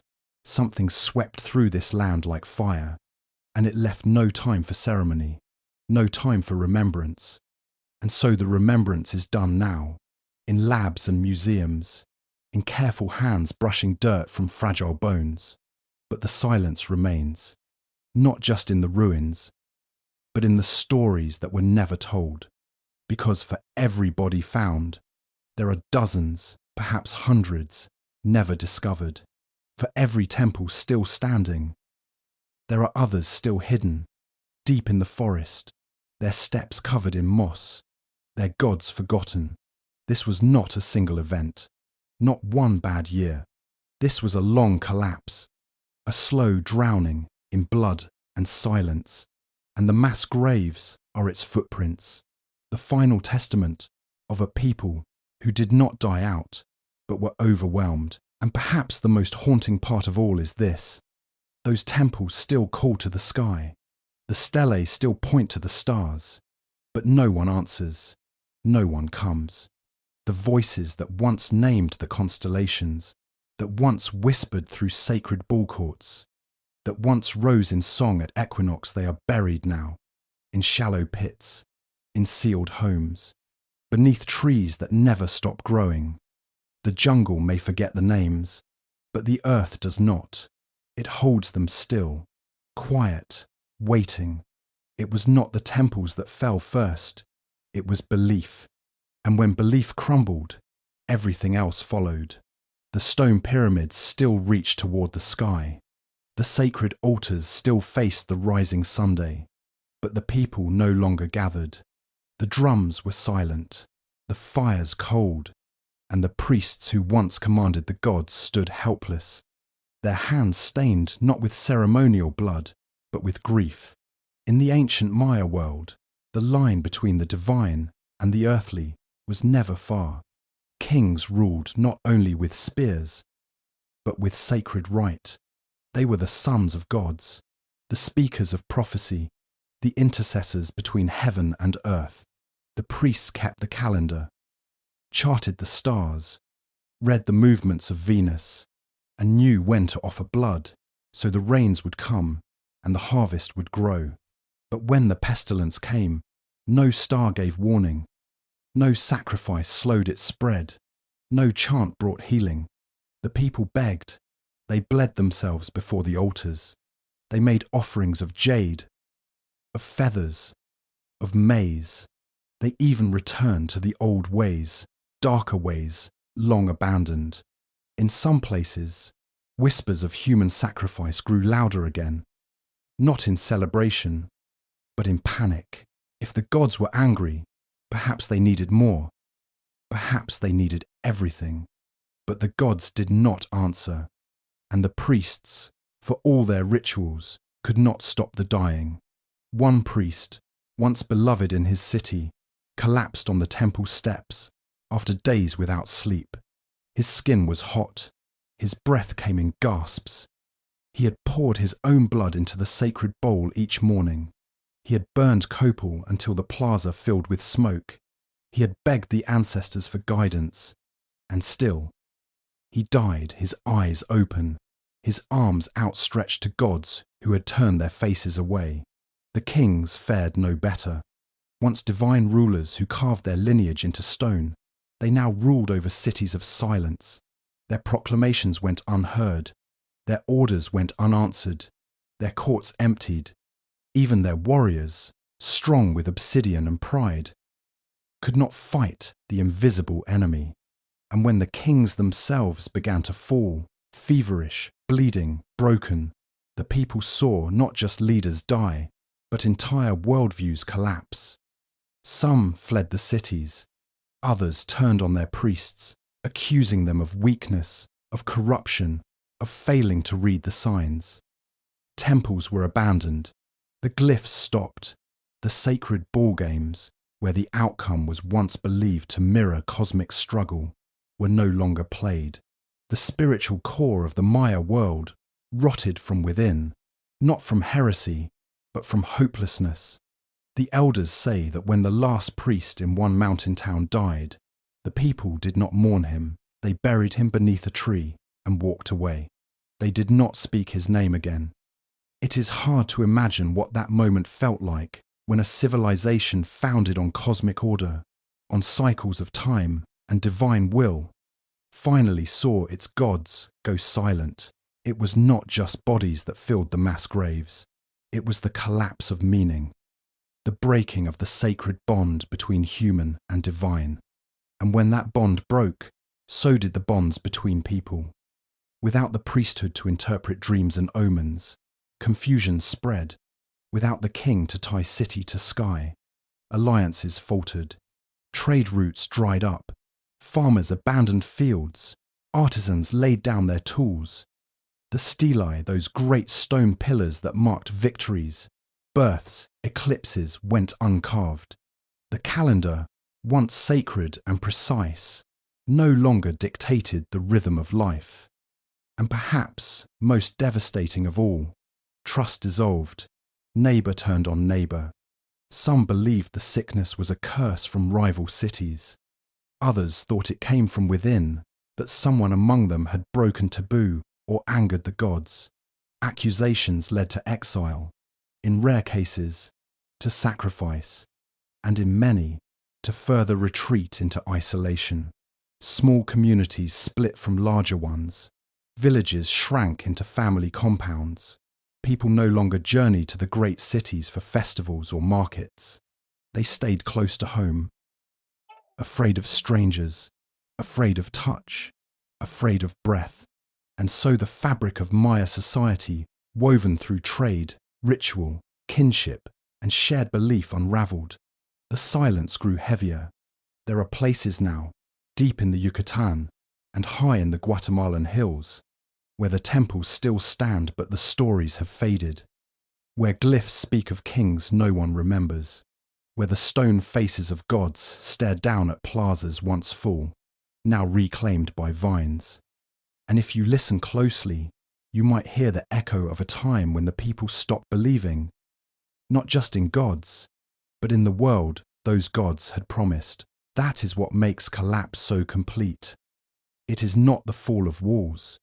It is the fall of certainty, the moment when people stop asking for rain because they no longer believe anyone is listening, the moment when kings bleed and the sun still refuses to rise, the moment when the temple doors are closed not to protect the sacred, but because the sacred no longer answers.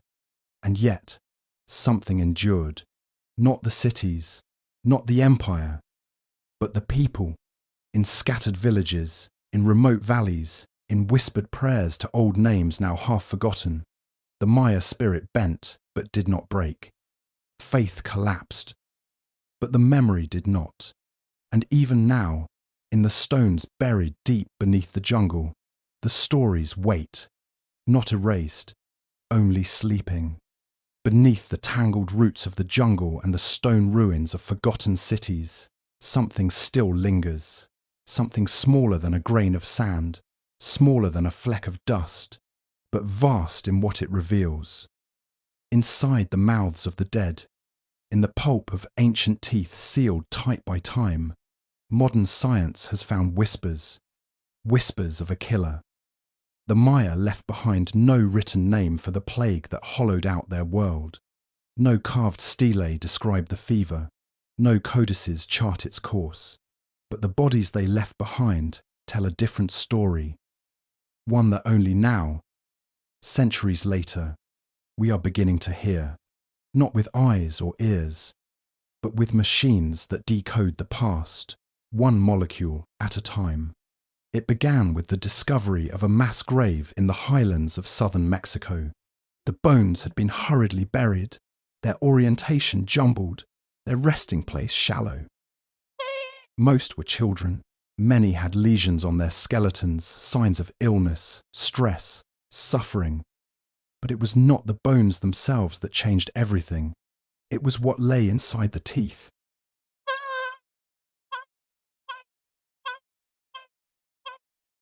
Teeth, it turns out, are time capsules. Their roots are rich with blood vessels in life, which means that when infection spreads through the body, it often leaves traces in the pulp. And if the conditions are right, if the soil is dry, if the decay is slow, if luck is strange and generous, then that pulp can survive. For centuries, for millennia, using techniques only developed in recent decades, scientists extracted ancient DNA from the teeth. It was delicate work. One wrong move, and the past would vanish. But they were careful. They ran the samples through machines that map genomes, that search for patterns in chaos. And slowly, a name emerged from the silence.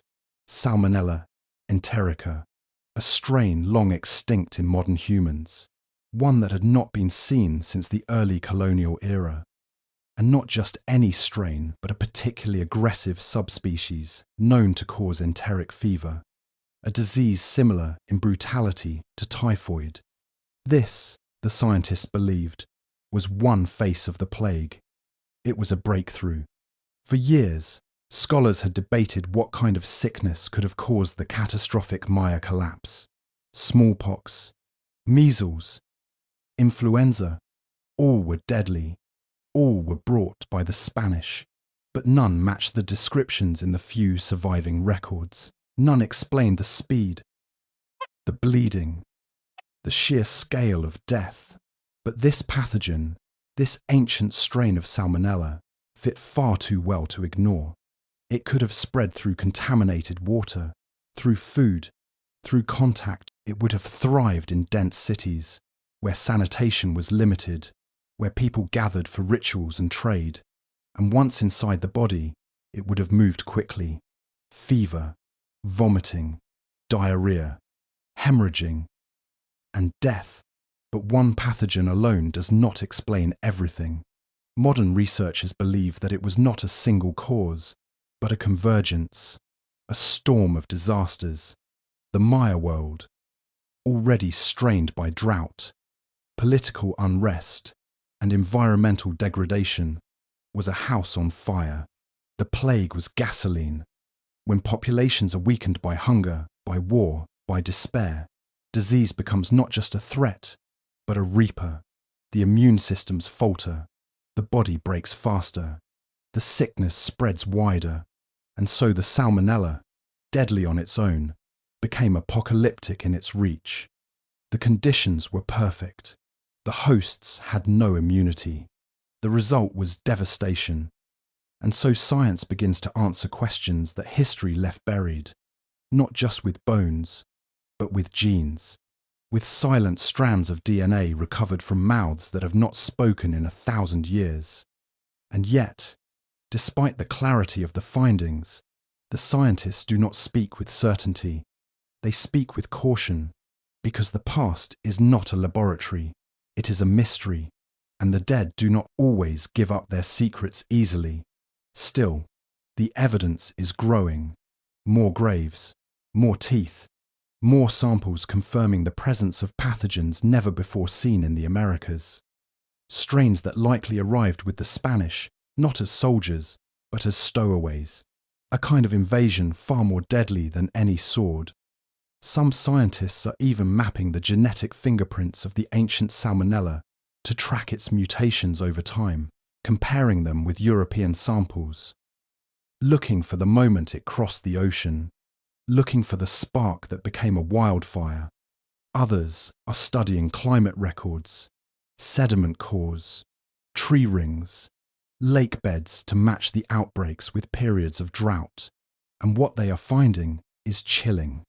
The worst plagues often came during the driest years, when crops failed, when rivers dried, when desperation opened the door to death. This is not just a story of what killed the Maya. It is a warning, because what science shows us is that collapse is never clean. It is not one event. It is a sequence, a stacking of failures, a thinning of walls. And when one piece falls, when the rains stop, when the leaders falter, when the gods go silent, the sickness does not knock. It walks right in. And now, centuries later, as the jungle reclaims the plazas and the temples crumble under moss and rain, we finally begin to understand why they fell, not just through myth or legend, but through the mouths of the dead, through the language of blood. This is what the teeth tell us. This is what science can hear when history can no longer speak. The Maya did not vanish. They were undone by drought, by violence, by fear, and by a killer so small it could ride the breath of a child. But science is not only about death. It is about light, about reclaiming voices lost to time, about honouring the past not with silence, but with understanding. The Maya built cities that touched the stars. They mapped the heavens. They read the earth.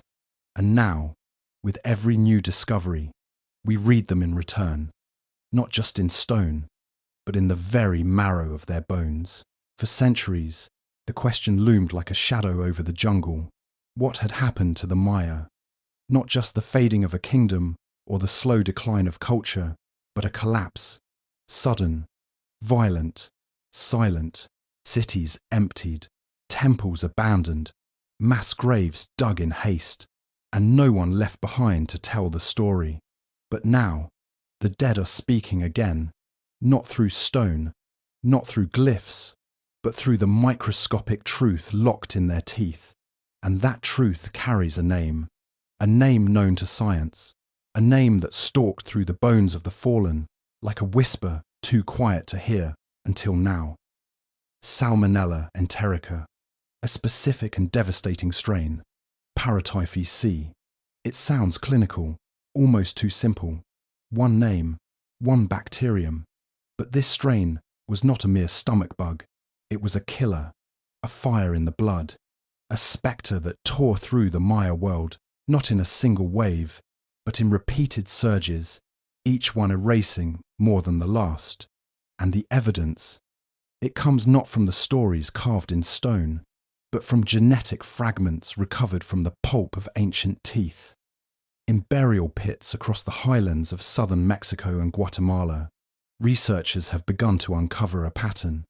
Shallow graves, overlapping remains, no signs of violent death, no jewelry, no grave goods, just bones. And in those bones, the unmistakable genetic fingerprints of Paratyphi C, a cousin of the bacteria that causes modern typhoid fever. This strain was older, more aggressive, and for the indigenous peoples of the Americas, completely new. The Maya had never encountered anything like it. Their immune systems, shaped by generations of different pathogens, were defenseless. Paratyphi C found fertile ground in the dense cities, in the marketplaces, in the sacred ball courts and narrow alleyways. It moved through water, through food, through touch. It did not discriminate. It killed royalty and servant alike, and it did so without warning. The symptoms were monstrous: high fever, unrelenting pain, gastrointestinal collapse, internal bleeding, in some cases, neurological confusion and delirium.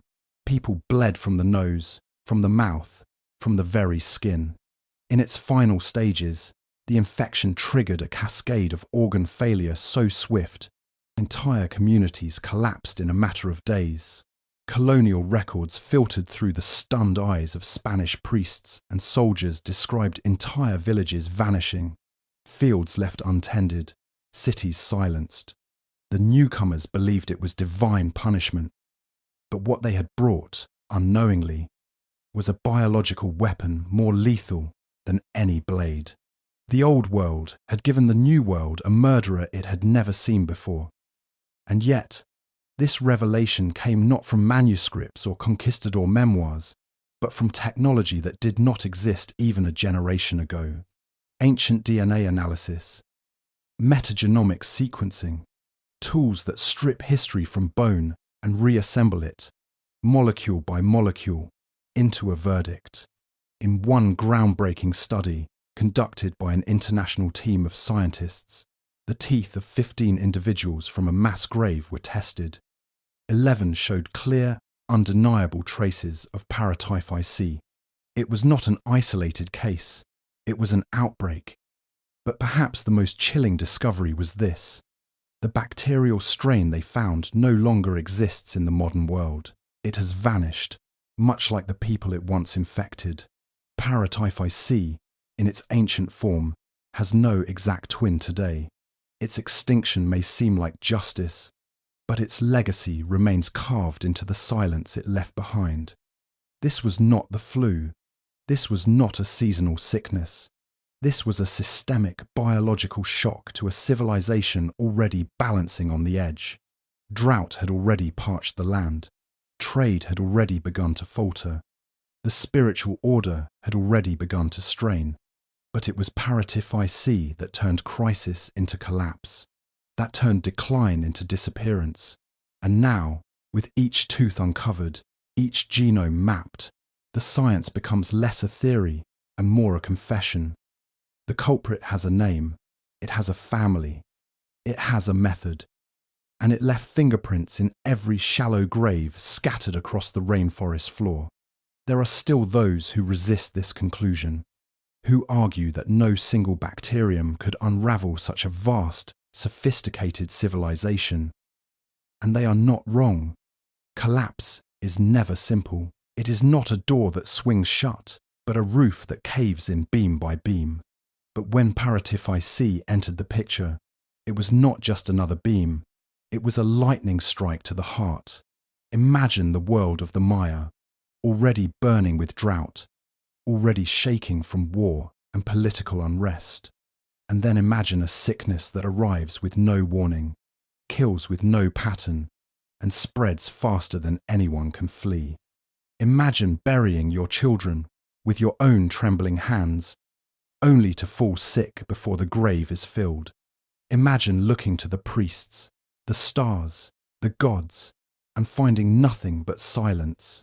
Now imagine that story buried for centuries, forgotten, until a fragment of blood, sealed in a tooth, finally gave it voice. The Maya did not vanish. They died. They suffered. They endured what no civilization should have to endure. And now, through science, we know the name of one of their killers. Not myth, not rumour, but paratyphi C. A name etched not in stone, but in cells. A name once whispered through fever dreams, now spoken again not with fear, but with truth. This is what it means to resurrect history, to listen when the dead finally speak, and to remember not just what was lost, but how. It moved faster than wind, faster than fear, faster than understanding. One day the streets were filled with music, the next with silence, and the worst part was no one saw it coming.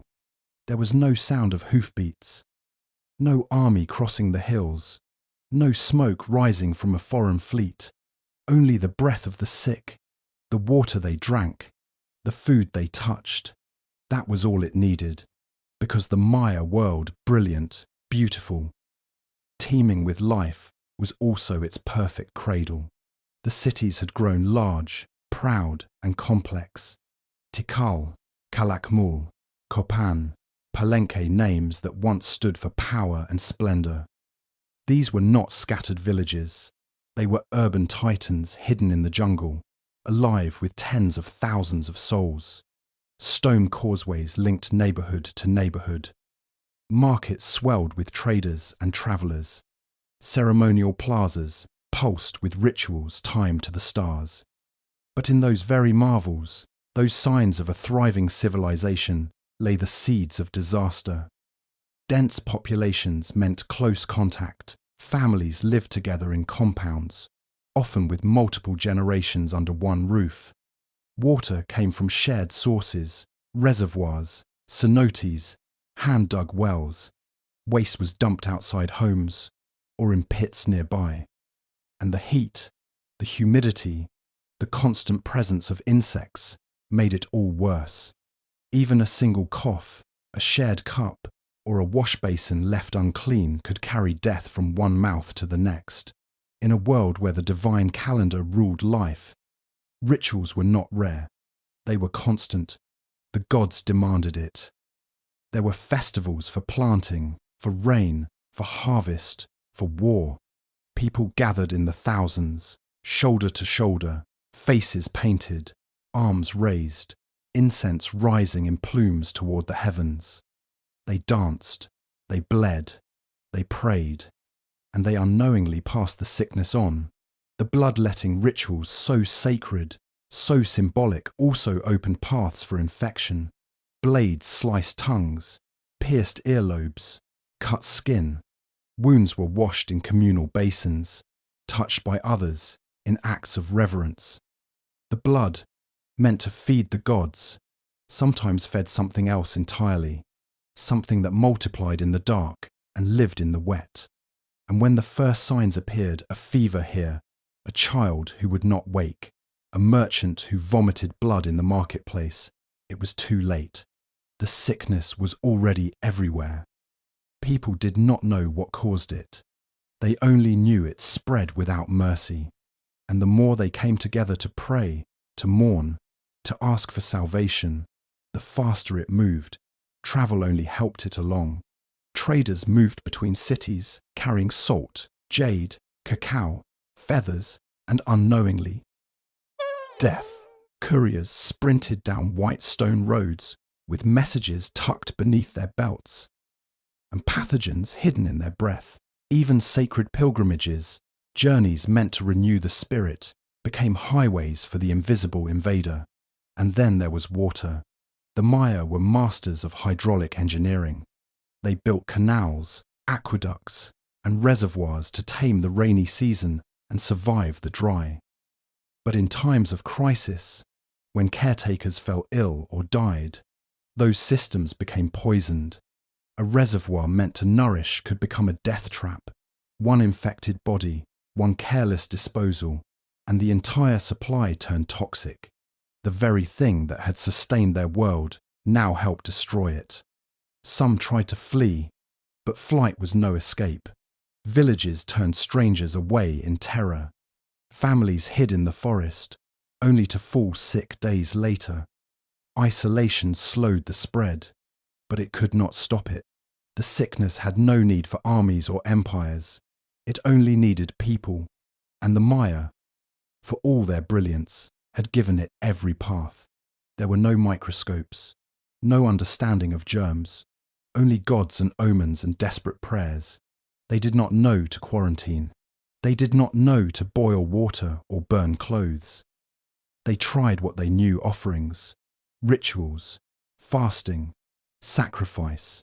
But the old tools had no power against the new enemy, and so the fire spread.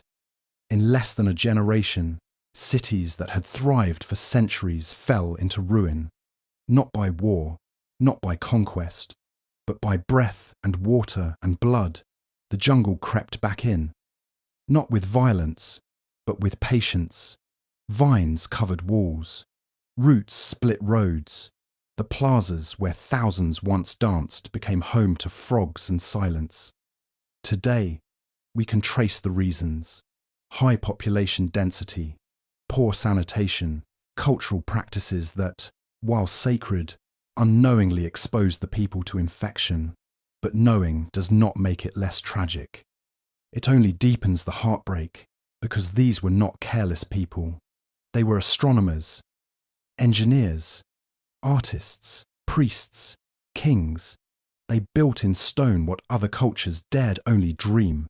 But even stone crumbles when sickness takes the hands that carved it. The collapse of the Maya was not just a failure of health.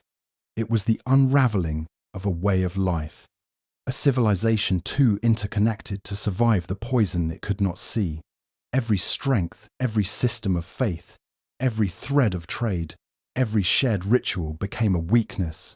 And in the end, that beautiful, breathing world collapsed not with a roar, but with a cough, not with thunder, but with silence. She had wrapped the child in cloth, not embroidered, not adorned, just cloth, worn soft from washing, now stained with the sweat of fever and the silence of breath that had stopped hours before dawn. The grave she dug was shallow, no more than a scraping in the earth behind her home. There was no ceremony, no incense, no words spoken to the gods, only the weight of a mother placing her child into the soil and covering it as gently as if tucking them in for sleep. That scene has long since vanished. The woman is dust now, and the child too, but the bones remain. Curled, fragile, too small, they tell a story in the way they lie in the haste of the burial, in the absence of grave offerings, in the way the jaw had begun to decay even before death. A story of a child who could no longer chew, who had stopped eating, who had cried until the body could cry no more. The scientists who unearthed that tiny skeleton did not know her name. They still don't, but they saw the enamel of the teeth, how it carried signs of interrupted growth, evidence of malnutrition, fever, chronic stress. The bones bore lesions, scars of an infection that had raged in the bloodstream, and the surrounding soil told them something even more chilling. There were others, many others, small bones, younger still, all buried quickly, all dead within days of one another. This was not one isolated heartbreak. This was an epidemic of grief. For every monument the Maya left in stone, there were 1,000 stories they never wrote down, not because they were unworthy, but because they were private, intimate, too small for a stela, too sacred for public display. The mother crying over her child, the father carrying a body down the steps of a temple, the brother who fell asleep beside his sister and woke up alone. These were the human echoes beneath the silence of collapse. The plague that ravaged the Maya world did not just erase cities. It erased birthdays, lullabies, first steps, laughter around fires. It turned homes into tombs. And the people it hit hardest, again and again, were the smallest, the children, the ones who could not understand why the food stopped coming, why the air grew hot, why their parents stopped smiling. Archaeologists tell this story not with words, but with measurements, with scans and charts, with soil samples and bone density analysis.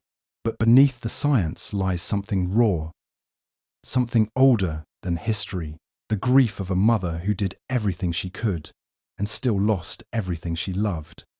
One excavation site revealed an entire household buried together, 2 adults and 3 children. The smallest was less than 2 years old. All 5 had died within the same week. The researchers could tell by the layering of soil, by the stillness of decomposition, by the way the bodies were arranged. They had been placed together, arms touching, as if to comfort one another in death. The smallest child had a necklace, jade, simple, smoothed by years of wear. It had likely belonged to the mother before, passed down. A charm, a prayer, a hope, but it had not saved her, or the child. Only the stone survived, cool, unchanged, a symbol of endurance in a grave filled with silence. These are not just statistics. They are not lines on a graph or points on a timeline. They are people, children who played in courtyards, mothers who sang them to sleep, fathers who carved toys from wood. They lived in a world of colour and sound. They saw the stars from temple tops and danced in plazas during festivals. And then, in a matter of weeks, that world turned to ash. The glyphs don't speak of them. The gods didn't save them, but the bones remain, quiet witnesses buried in shallow graves, now unearthed, not for spectacle, but for remembrance. And so we reconstruct their stories, piece by piece, rib by rib. We imagine the final days, the cough, the fever, the whispered prayers. We imagine the mother's arms, still warm, holding the child even as life slipped away. We imagine her heart breaking in the night. And we remember, because history is not just war and kings and monuments. It is also mothers and children, and the unbearable quiet after a song is never sung again. The Maya did not fall like empires in books. They withered, they grieved, they buried their future with their own hands. And they hoped, perhaps foolishly, perhaps bravely, that someone, someday, would remember. We are that someone, and we do. The fields had once shimmered like gold beneath the Sunday. Rows of maize, tall and proud, stretched from one horizon to the next. It was the heartbeat of the Maya world. Corn was not just food, it was life, identity, religion, and survival. Every stalk planted had been a promise, every harvest a celebration. But now the fields stood still. The wind moved through them, but no hands did. The soil cracked, the leaves curled, and the silence thickened with every passing day. The men who once tended these fields were gone. Some had fallen sick, others had buried their families and walked into the jungle, never to return. A few simply sat down beneath the sun and refused to rise again. The women who once ground the corn into masa wept in empty homes. The children who once played among the rows had grown thin, then quiet, then vanished entirely. There was no one left to plant, no one left to reap, no one left to carry water from the reservoirs. And even if there had been, the rains had grown cruel. The skies offered nothing but heat. Drought choked the rivers. The earth hardened. And as the crops failed, so too did the strength of the people. Hunger does not announce itself with a scream. It arrives slowly, cruelly, in stages. First, the weight drops from your frame. Then, your skin tightens. Your stomach shrinks. Your mind wanders. You see things that are not there. You forget how to stand. You forget how to care. Eventually, you forget to breathe. And as the commoners starved, the rulers began to fall. The Maya kings were more than leaders. They were divine mediators, the sons of gods, the keepers of order, the center of the cosmic wheel. Their authority had been carved in stone and written in the stars, but no amount of ceremony could hold back the fever. No jade ornament could protect the blood. The temples that once shook with the sound of drums now echoed with coughs. The thrones, once wrapped in fine textiles, now stood empty. One by one, the royal courts collapsed. The scribes stopped writing. The astrologers stopped reading the heavens. The captains of the guards no longer patrolled the palace stairs. With every passing week, another ruler vanished from the record. Some died in bed, others were buried in secret. A few, it is said, simply disappeared, perhaps taken by the jungle, perhaps by their own people, whose faith had turned to fury. The chain that held the kingdom together began to snap. Tribute could no longer be collected.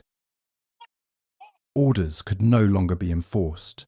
Cities, once connected by trade and ceremony, became islands of suffering. Without food, there was no strength to fight. Without leaders, there was no reason to try. In some cities, desperate attempts were made to maintain order. Messengers were sent to distant regions, pleading for help. Temples were reopened. Old gods were invoked. New sacrifices made, but it was like shouting into the wind. The sickness moved faster than hope, and those who survived long enough to lead were themselves too broken to rise.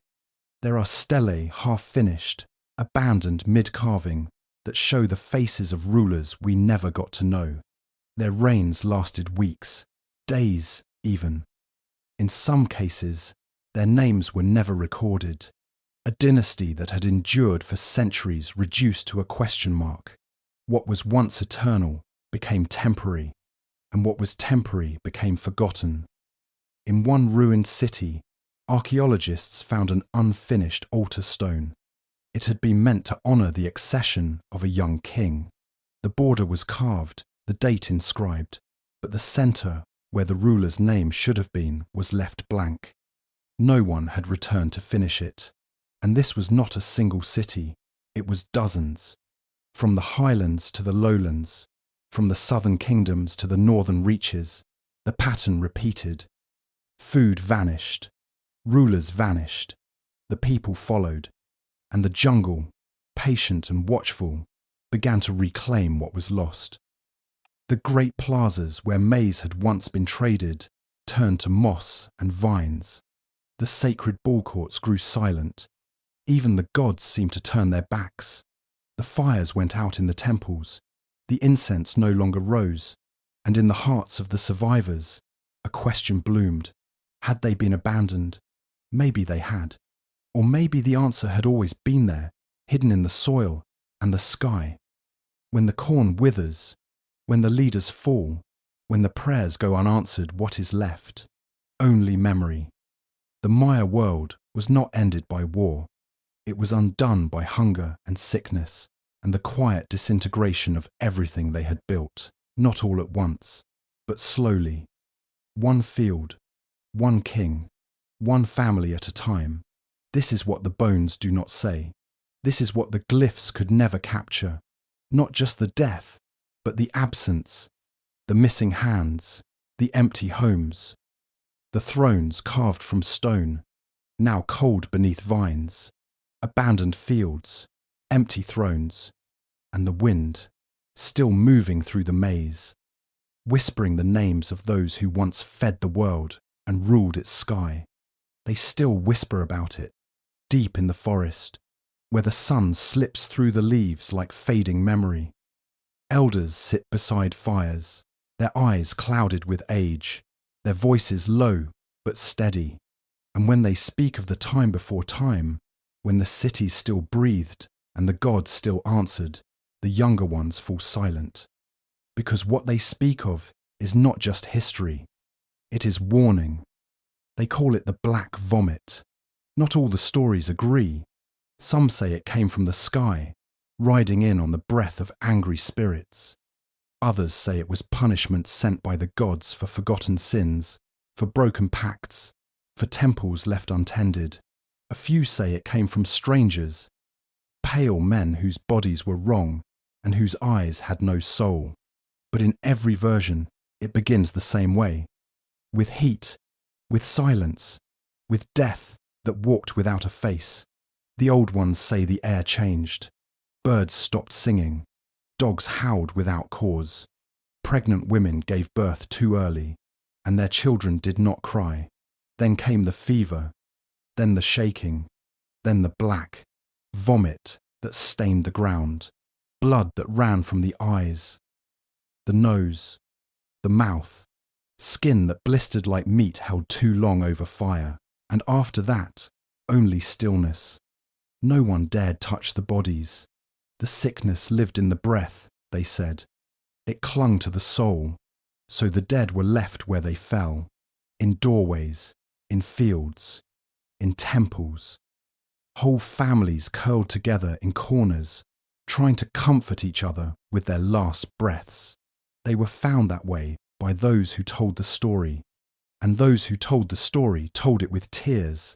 Some legends say the gods had turned their backs, that the offerings had not been enough, that the maize had not grown tall enough, that the blood had not flowed freely enough in the temples, so the gods sent down fire, not from the sky, but from inside. Fire that burned the body from the inside out, fire that could not be quenched. Other stories speak of shadows, tall, black shapes that moved without sound, spirits that entered the homes of the proud, the cruel, the forgetful, spirits that watched, and when they were displeased, reached into the chest and twisted. The sickness, they say, was not random, it was justice, for arrogance, for greed, for forgetting who they were. But the most chilling tale comes from the highlands. It is said that in the last days of the great city, a child stood atop the tallest temple and shouted that the end was near, that the gods were angry, that the breath of death had already entered the city walls. The priests tried to silence him, but the people listened, and that night, half the city fled into the jungle. The other half stayed. The next morning, the sun rose over empty streets and bloated corpses. The boy was never seen again. It is impossible to know how much of it is true. These are not written records. They are memories carried in breath and bone, passed down not for history, but for survival. The black vomit was not just a sickness.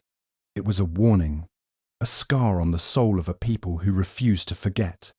Even today, in villages far from the old stone cities, the story lives. Children are warned not to play in abandoned ruins. Women are told to burn herbs at the door during illness. Men leave offerings at crossroads where the jungle swallows paths whole, not because they believe in ghosts, but because they remember. Somewhere in their blood, they remember. Anthropologists call it folklore, oral tradition, cultural memory. But listen closely, and you hear something deeper. Not just fear, not just myth, but the echo of something real. Something that tore through the world like a blade and left no time to write down what happened. So they carried it in stories instead. There is one tale, rarely spoken, almost always whispered. It says that the sickness still walks, that sometimes when the moon is too full and the night is too still, the trees remember, that a child will wake crying with no cause, and an elder will nod and say, the breath has passed through again, not to kill, not yet, just to remind. Some have tried to forget.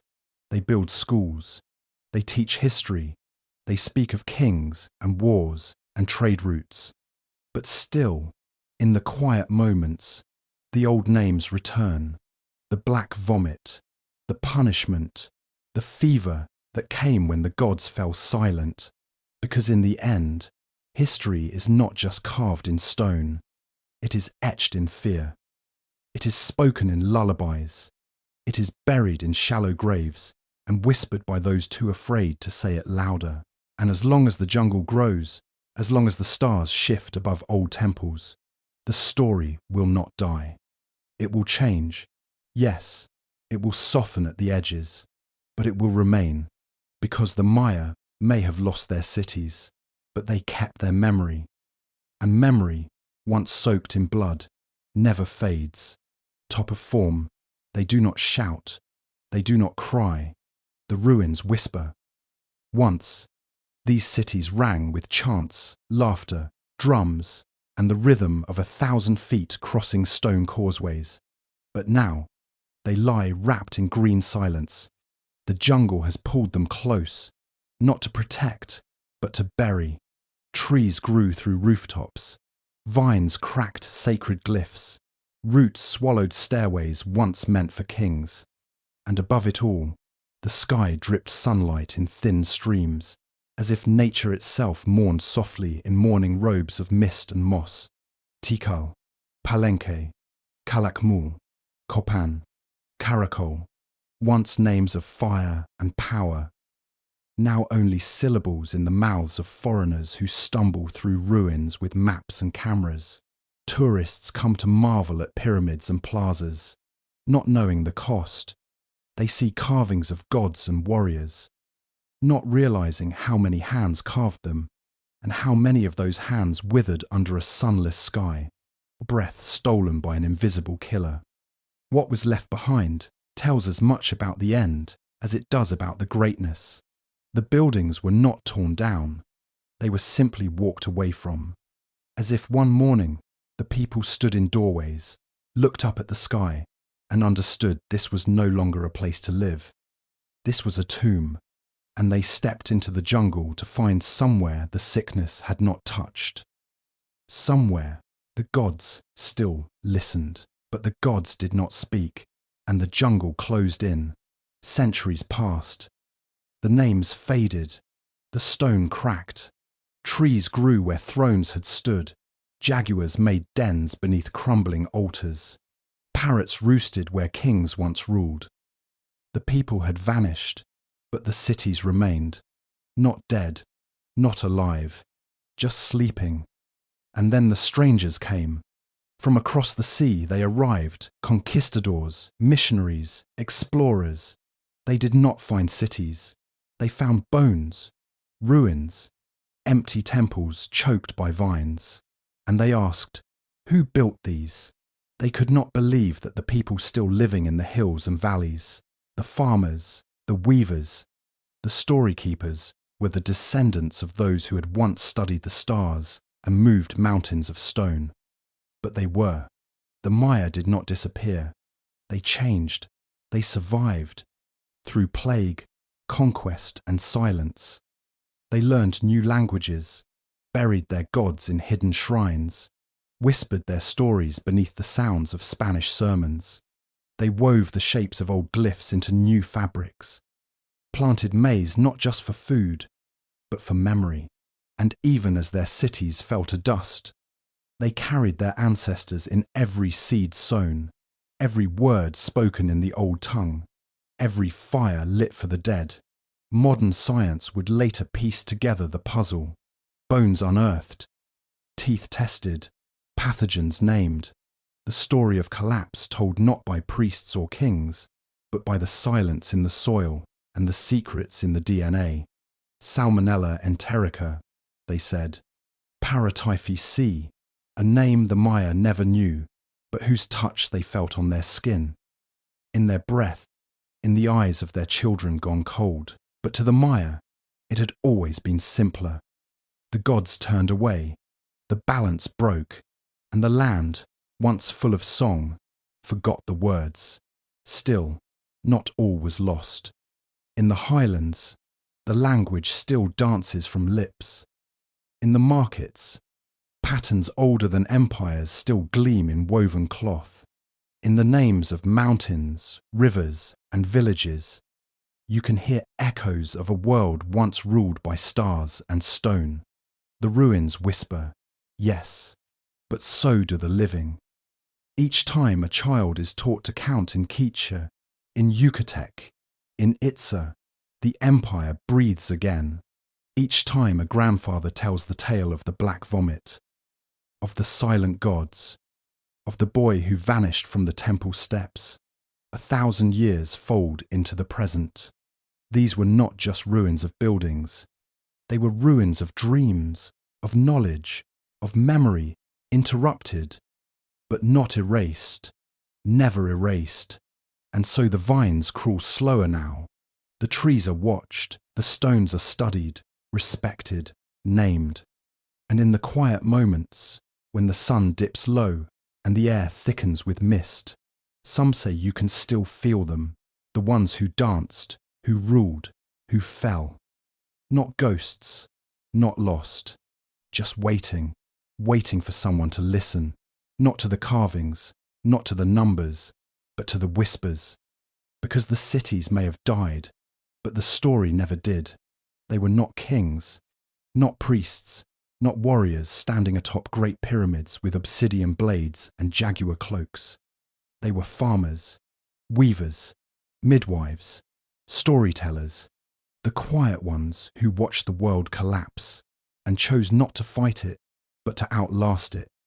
When the cities fell and the temples grew silent, the Maya did not vanish. They stepped back into the forest, into the mountains, into the folds of a land they knew better than anyone. They let the stone cities rot, let the vines claim what they could no longer defend. And in that retreat, grieving, staggering, hungry, they carried something more important than jade or gold. They carried memory. In the highlands of what we now call Guatemala, in the deep valleys of Chiapas, across the Yucatan, scattered like embers from a dying fire, small Maya communities held on. They planted maize in secret fields, not just to eat, but to pray, to keep the pact, to honor the gods who no longer answered but might still be watching. They whispered the old words at night, behind closed doors, where no colonial ear could hear them. They sang lullabies in languages the Spanish could not understand. They buried their dead with a pebble of jade, a shard of pottery, a quiet promise that the line would not end here. It did not take long for the invaders to assume the Maya were gone. The jungle made sure of that. It swallowed cities whole, covered altars with moss and thyme. The Spaniards thought they had conquered a ghost, but beneath the canopy, in homes of mud and stone, the Maya were still telling their children stories of the hero twins, of Xibalba, of the world tree that holds up the sky. They were scattered, broken, but alive, through centuries of disease, invasion, enslavement, and forced conversion. They endured, not by clinging to power, but by learning to bend. They blended traditions when they had to, wore Catholic saints like masks over older gods, wove meaning into textiles, hid whole cosmologies in patterns of thread. They survived by making themselves smaller, harder to find. They stopped building monuments and started building families. Instead of altars, they kept gardens. Instead of temples, kitchens. Instead of priests, grandmothers who could still remember the names of the old spirits and when to feed them. And when the worst of it passed, when the fever burned itself out, when the conquest turned to occupation, they were still there. Not as ruins, not as relics, but as people. In the forests of Belize, in the mountain towns of Huehuetenango, in the villages of Quintana Roo, Maya children still grow up speaking words older than the pyramids. Some attend schools that teach them Spanish and English. Others still learn to count the days on a calendar that once mapped the sky itself. They are not living in the past. They are walking through its ashes, holding torches lit by ancestors who refuse to let the dark win. Archaeologists dig for answers in the ruins. Historians argue over glyphs and timelines. But if you want to know the truth of what happened to the Maya, do not look at the stones. Look at the people. The woman weaving outside her hut as the sun sets, singing a prayer to the corn. The old man who still knows when the rain will come, because his grandfather taught him how to read the clouds. The boy whose name carries 3 meanings, one for his family, one for his village, and one for the gods. These are not survivors of a dead civilization. They are descendants of a living one. And though the world may have tried to silence them with steel, with plague, with fire, they speak still, sometimes in shouts, more often in whispers. But the language is still there. The memory is still there. And in the eyes of a Maya elder watching her granddaughter dance barefoot on a dirt floor, the past and future meet in a single glance. Empires fall, cities vanish, but people remember. The Maya remember. By the time the Spaniards reached the heart of the Maya world, the silence had already taken root. They came expecting resistance, expecting armies, banners, drums of war. But instead, they found cities where vines grew thicker than crowds. Temples watched over plazas that echoed with the calls of birds, not people. Roads carved from stone stretched toward the horizon. Overgrown and crumbling, it was as if a once mighty civilization had risen, screamed, and vanished before they ever saw its face. The Maya had not fallen to Spanish steel. Not first, not fully. Long before the conquistadors set foot on the shores of the Yucatan, something else had arrived. Something invisible. Something that breathed through trade routes and whispered death in the ear of kings and commoners alike. Disease had gotten there first. The Spanish, led by men like Hernán Cortés and Pedro de Alvarado, believed they were bringing war. What they brought instead was plague, smallpox, measles, influenza, and worse diseases born in the old world but unknown in the new. The Maya had no names for them, no memories of them, no defences. The moment those invisible enemies touched the soil, they began to unmake everything. By the time the soldiers marched inland, the fever had already spread. Villages were half empty. Entire families had died together. Survivors were gaunt, frightened, broken by grief and exhaustion. They looked at the invaders, not with hatred, but with hollow confusion. Who were these pale ghosts? And why did the gods allow them to live while the faithful died? The conquistadors mistook it for weakness. They saw the fractured political alliances, the burned-out cities, the fear in the eyes of the people, and they thought they had conquered through power alone. But they had arrived at a funeral, not a battlefield. This was not the height of Maya civilization. This was its shadow, a people who had already lost kings to fever, already buried thousands in mass graves, already watched their temples grow cold with ash. The Maya had already endured one apocalypse. The Spaniards were just the aftershock. Still, they brought pain. Those few cities that still stood, the ones high in the mountains or hidden deep in the jungle, faced the sword as well as the sickness. The invaders tore down idols, smashed altars, burned books, entire libraries of bark paper codices filled with centuries of astronomical charts, myths, histories reduced to ash in a single day. Priests were tortured, elders humiliated, families torn apart and forced to bow before foreign gods. But the Spaniards could not see what they had truly conquered, because it was already broken.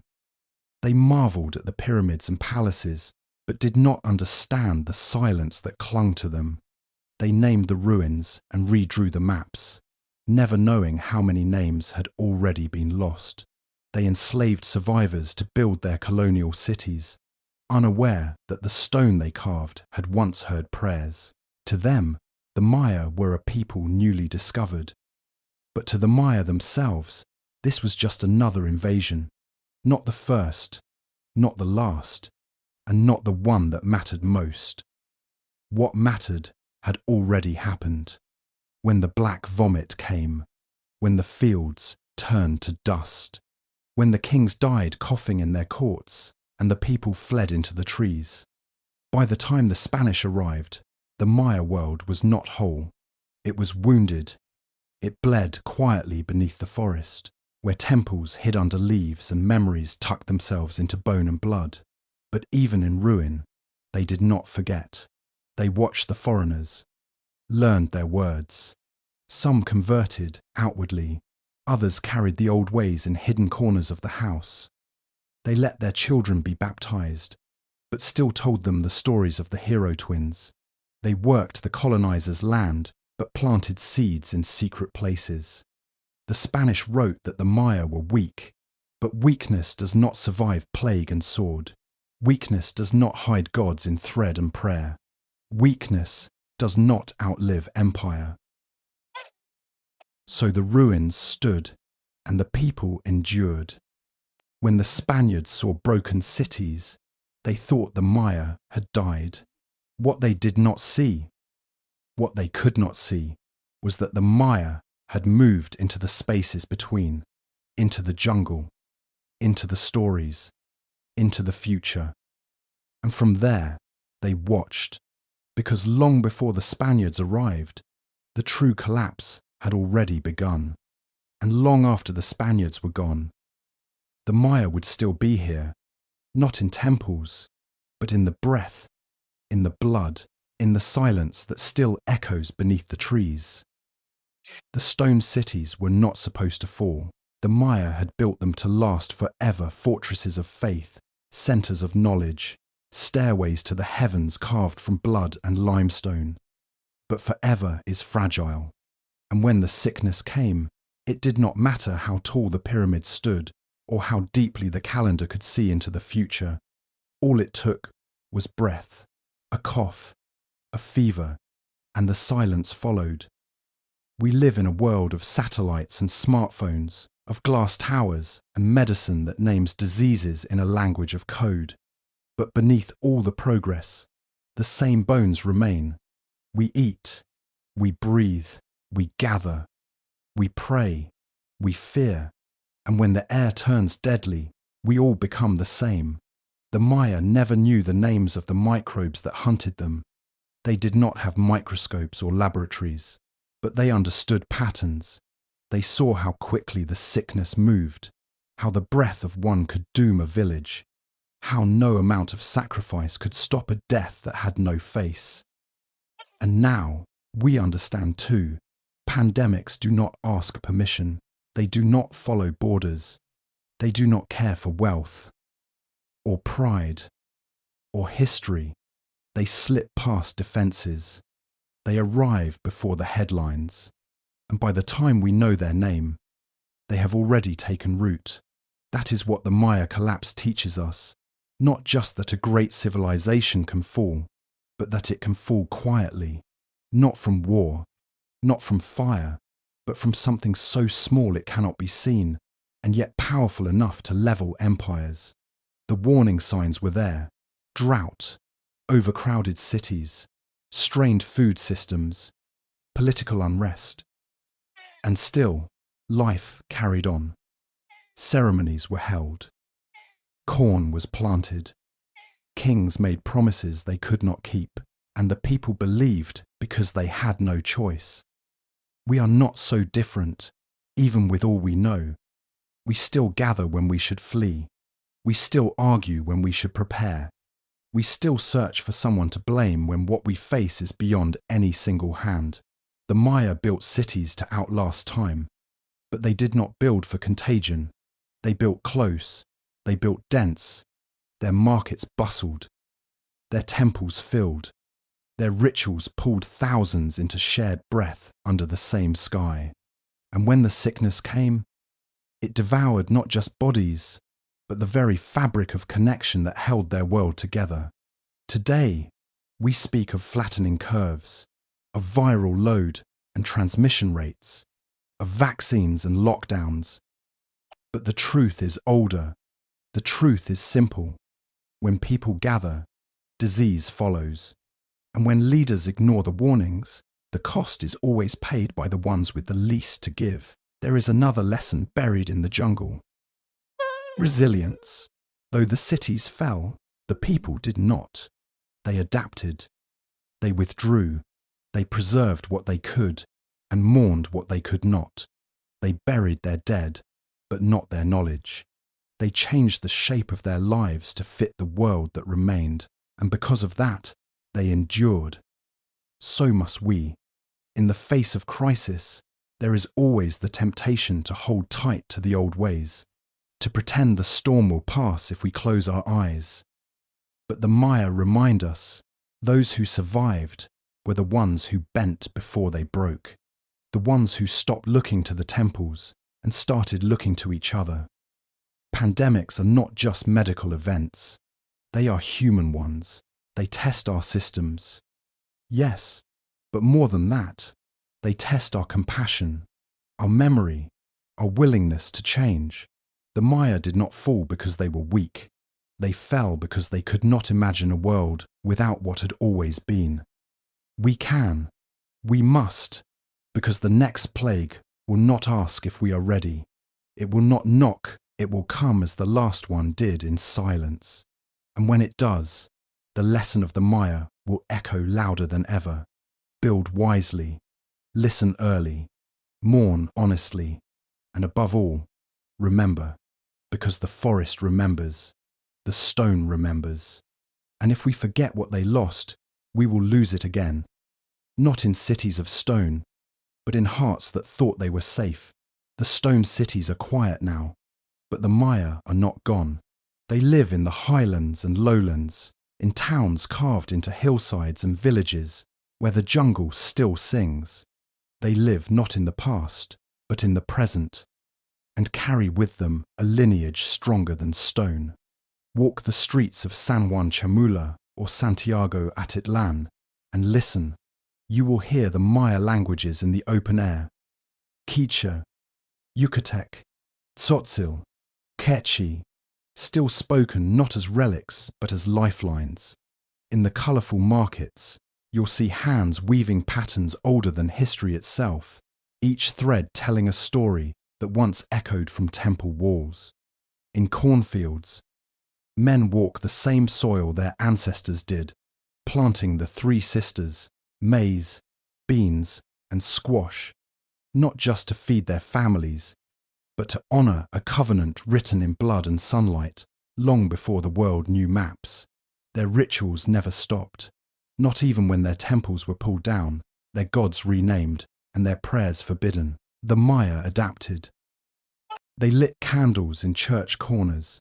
They hid offerings behind Catholic saints. They carved crosses. Yes, but look closely, and you will see the ceiba tree, the world tree, hidden beneath each arm. Their gods did not vanish. They changed clothes. Today, the Maya are farmers and teachers, artisans and engineers. They hold office. They write books. They run radio stations that broadcast in the old languages. In some places, they lead protest marches to protect their land from mining companies. In others, they gather at night to share the stories their great-grandmothers passed down, each tale a seed that refuses to die. There are Maya children learning both Spanish and their ancestral tongue. There are Maya mothers teaching songs that were sung 1,000 years ago in city-states long since swallowed by vines.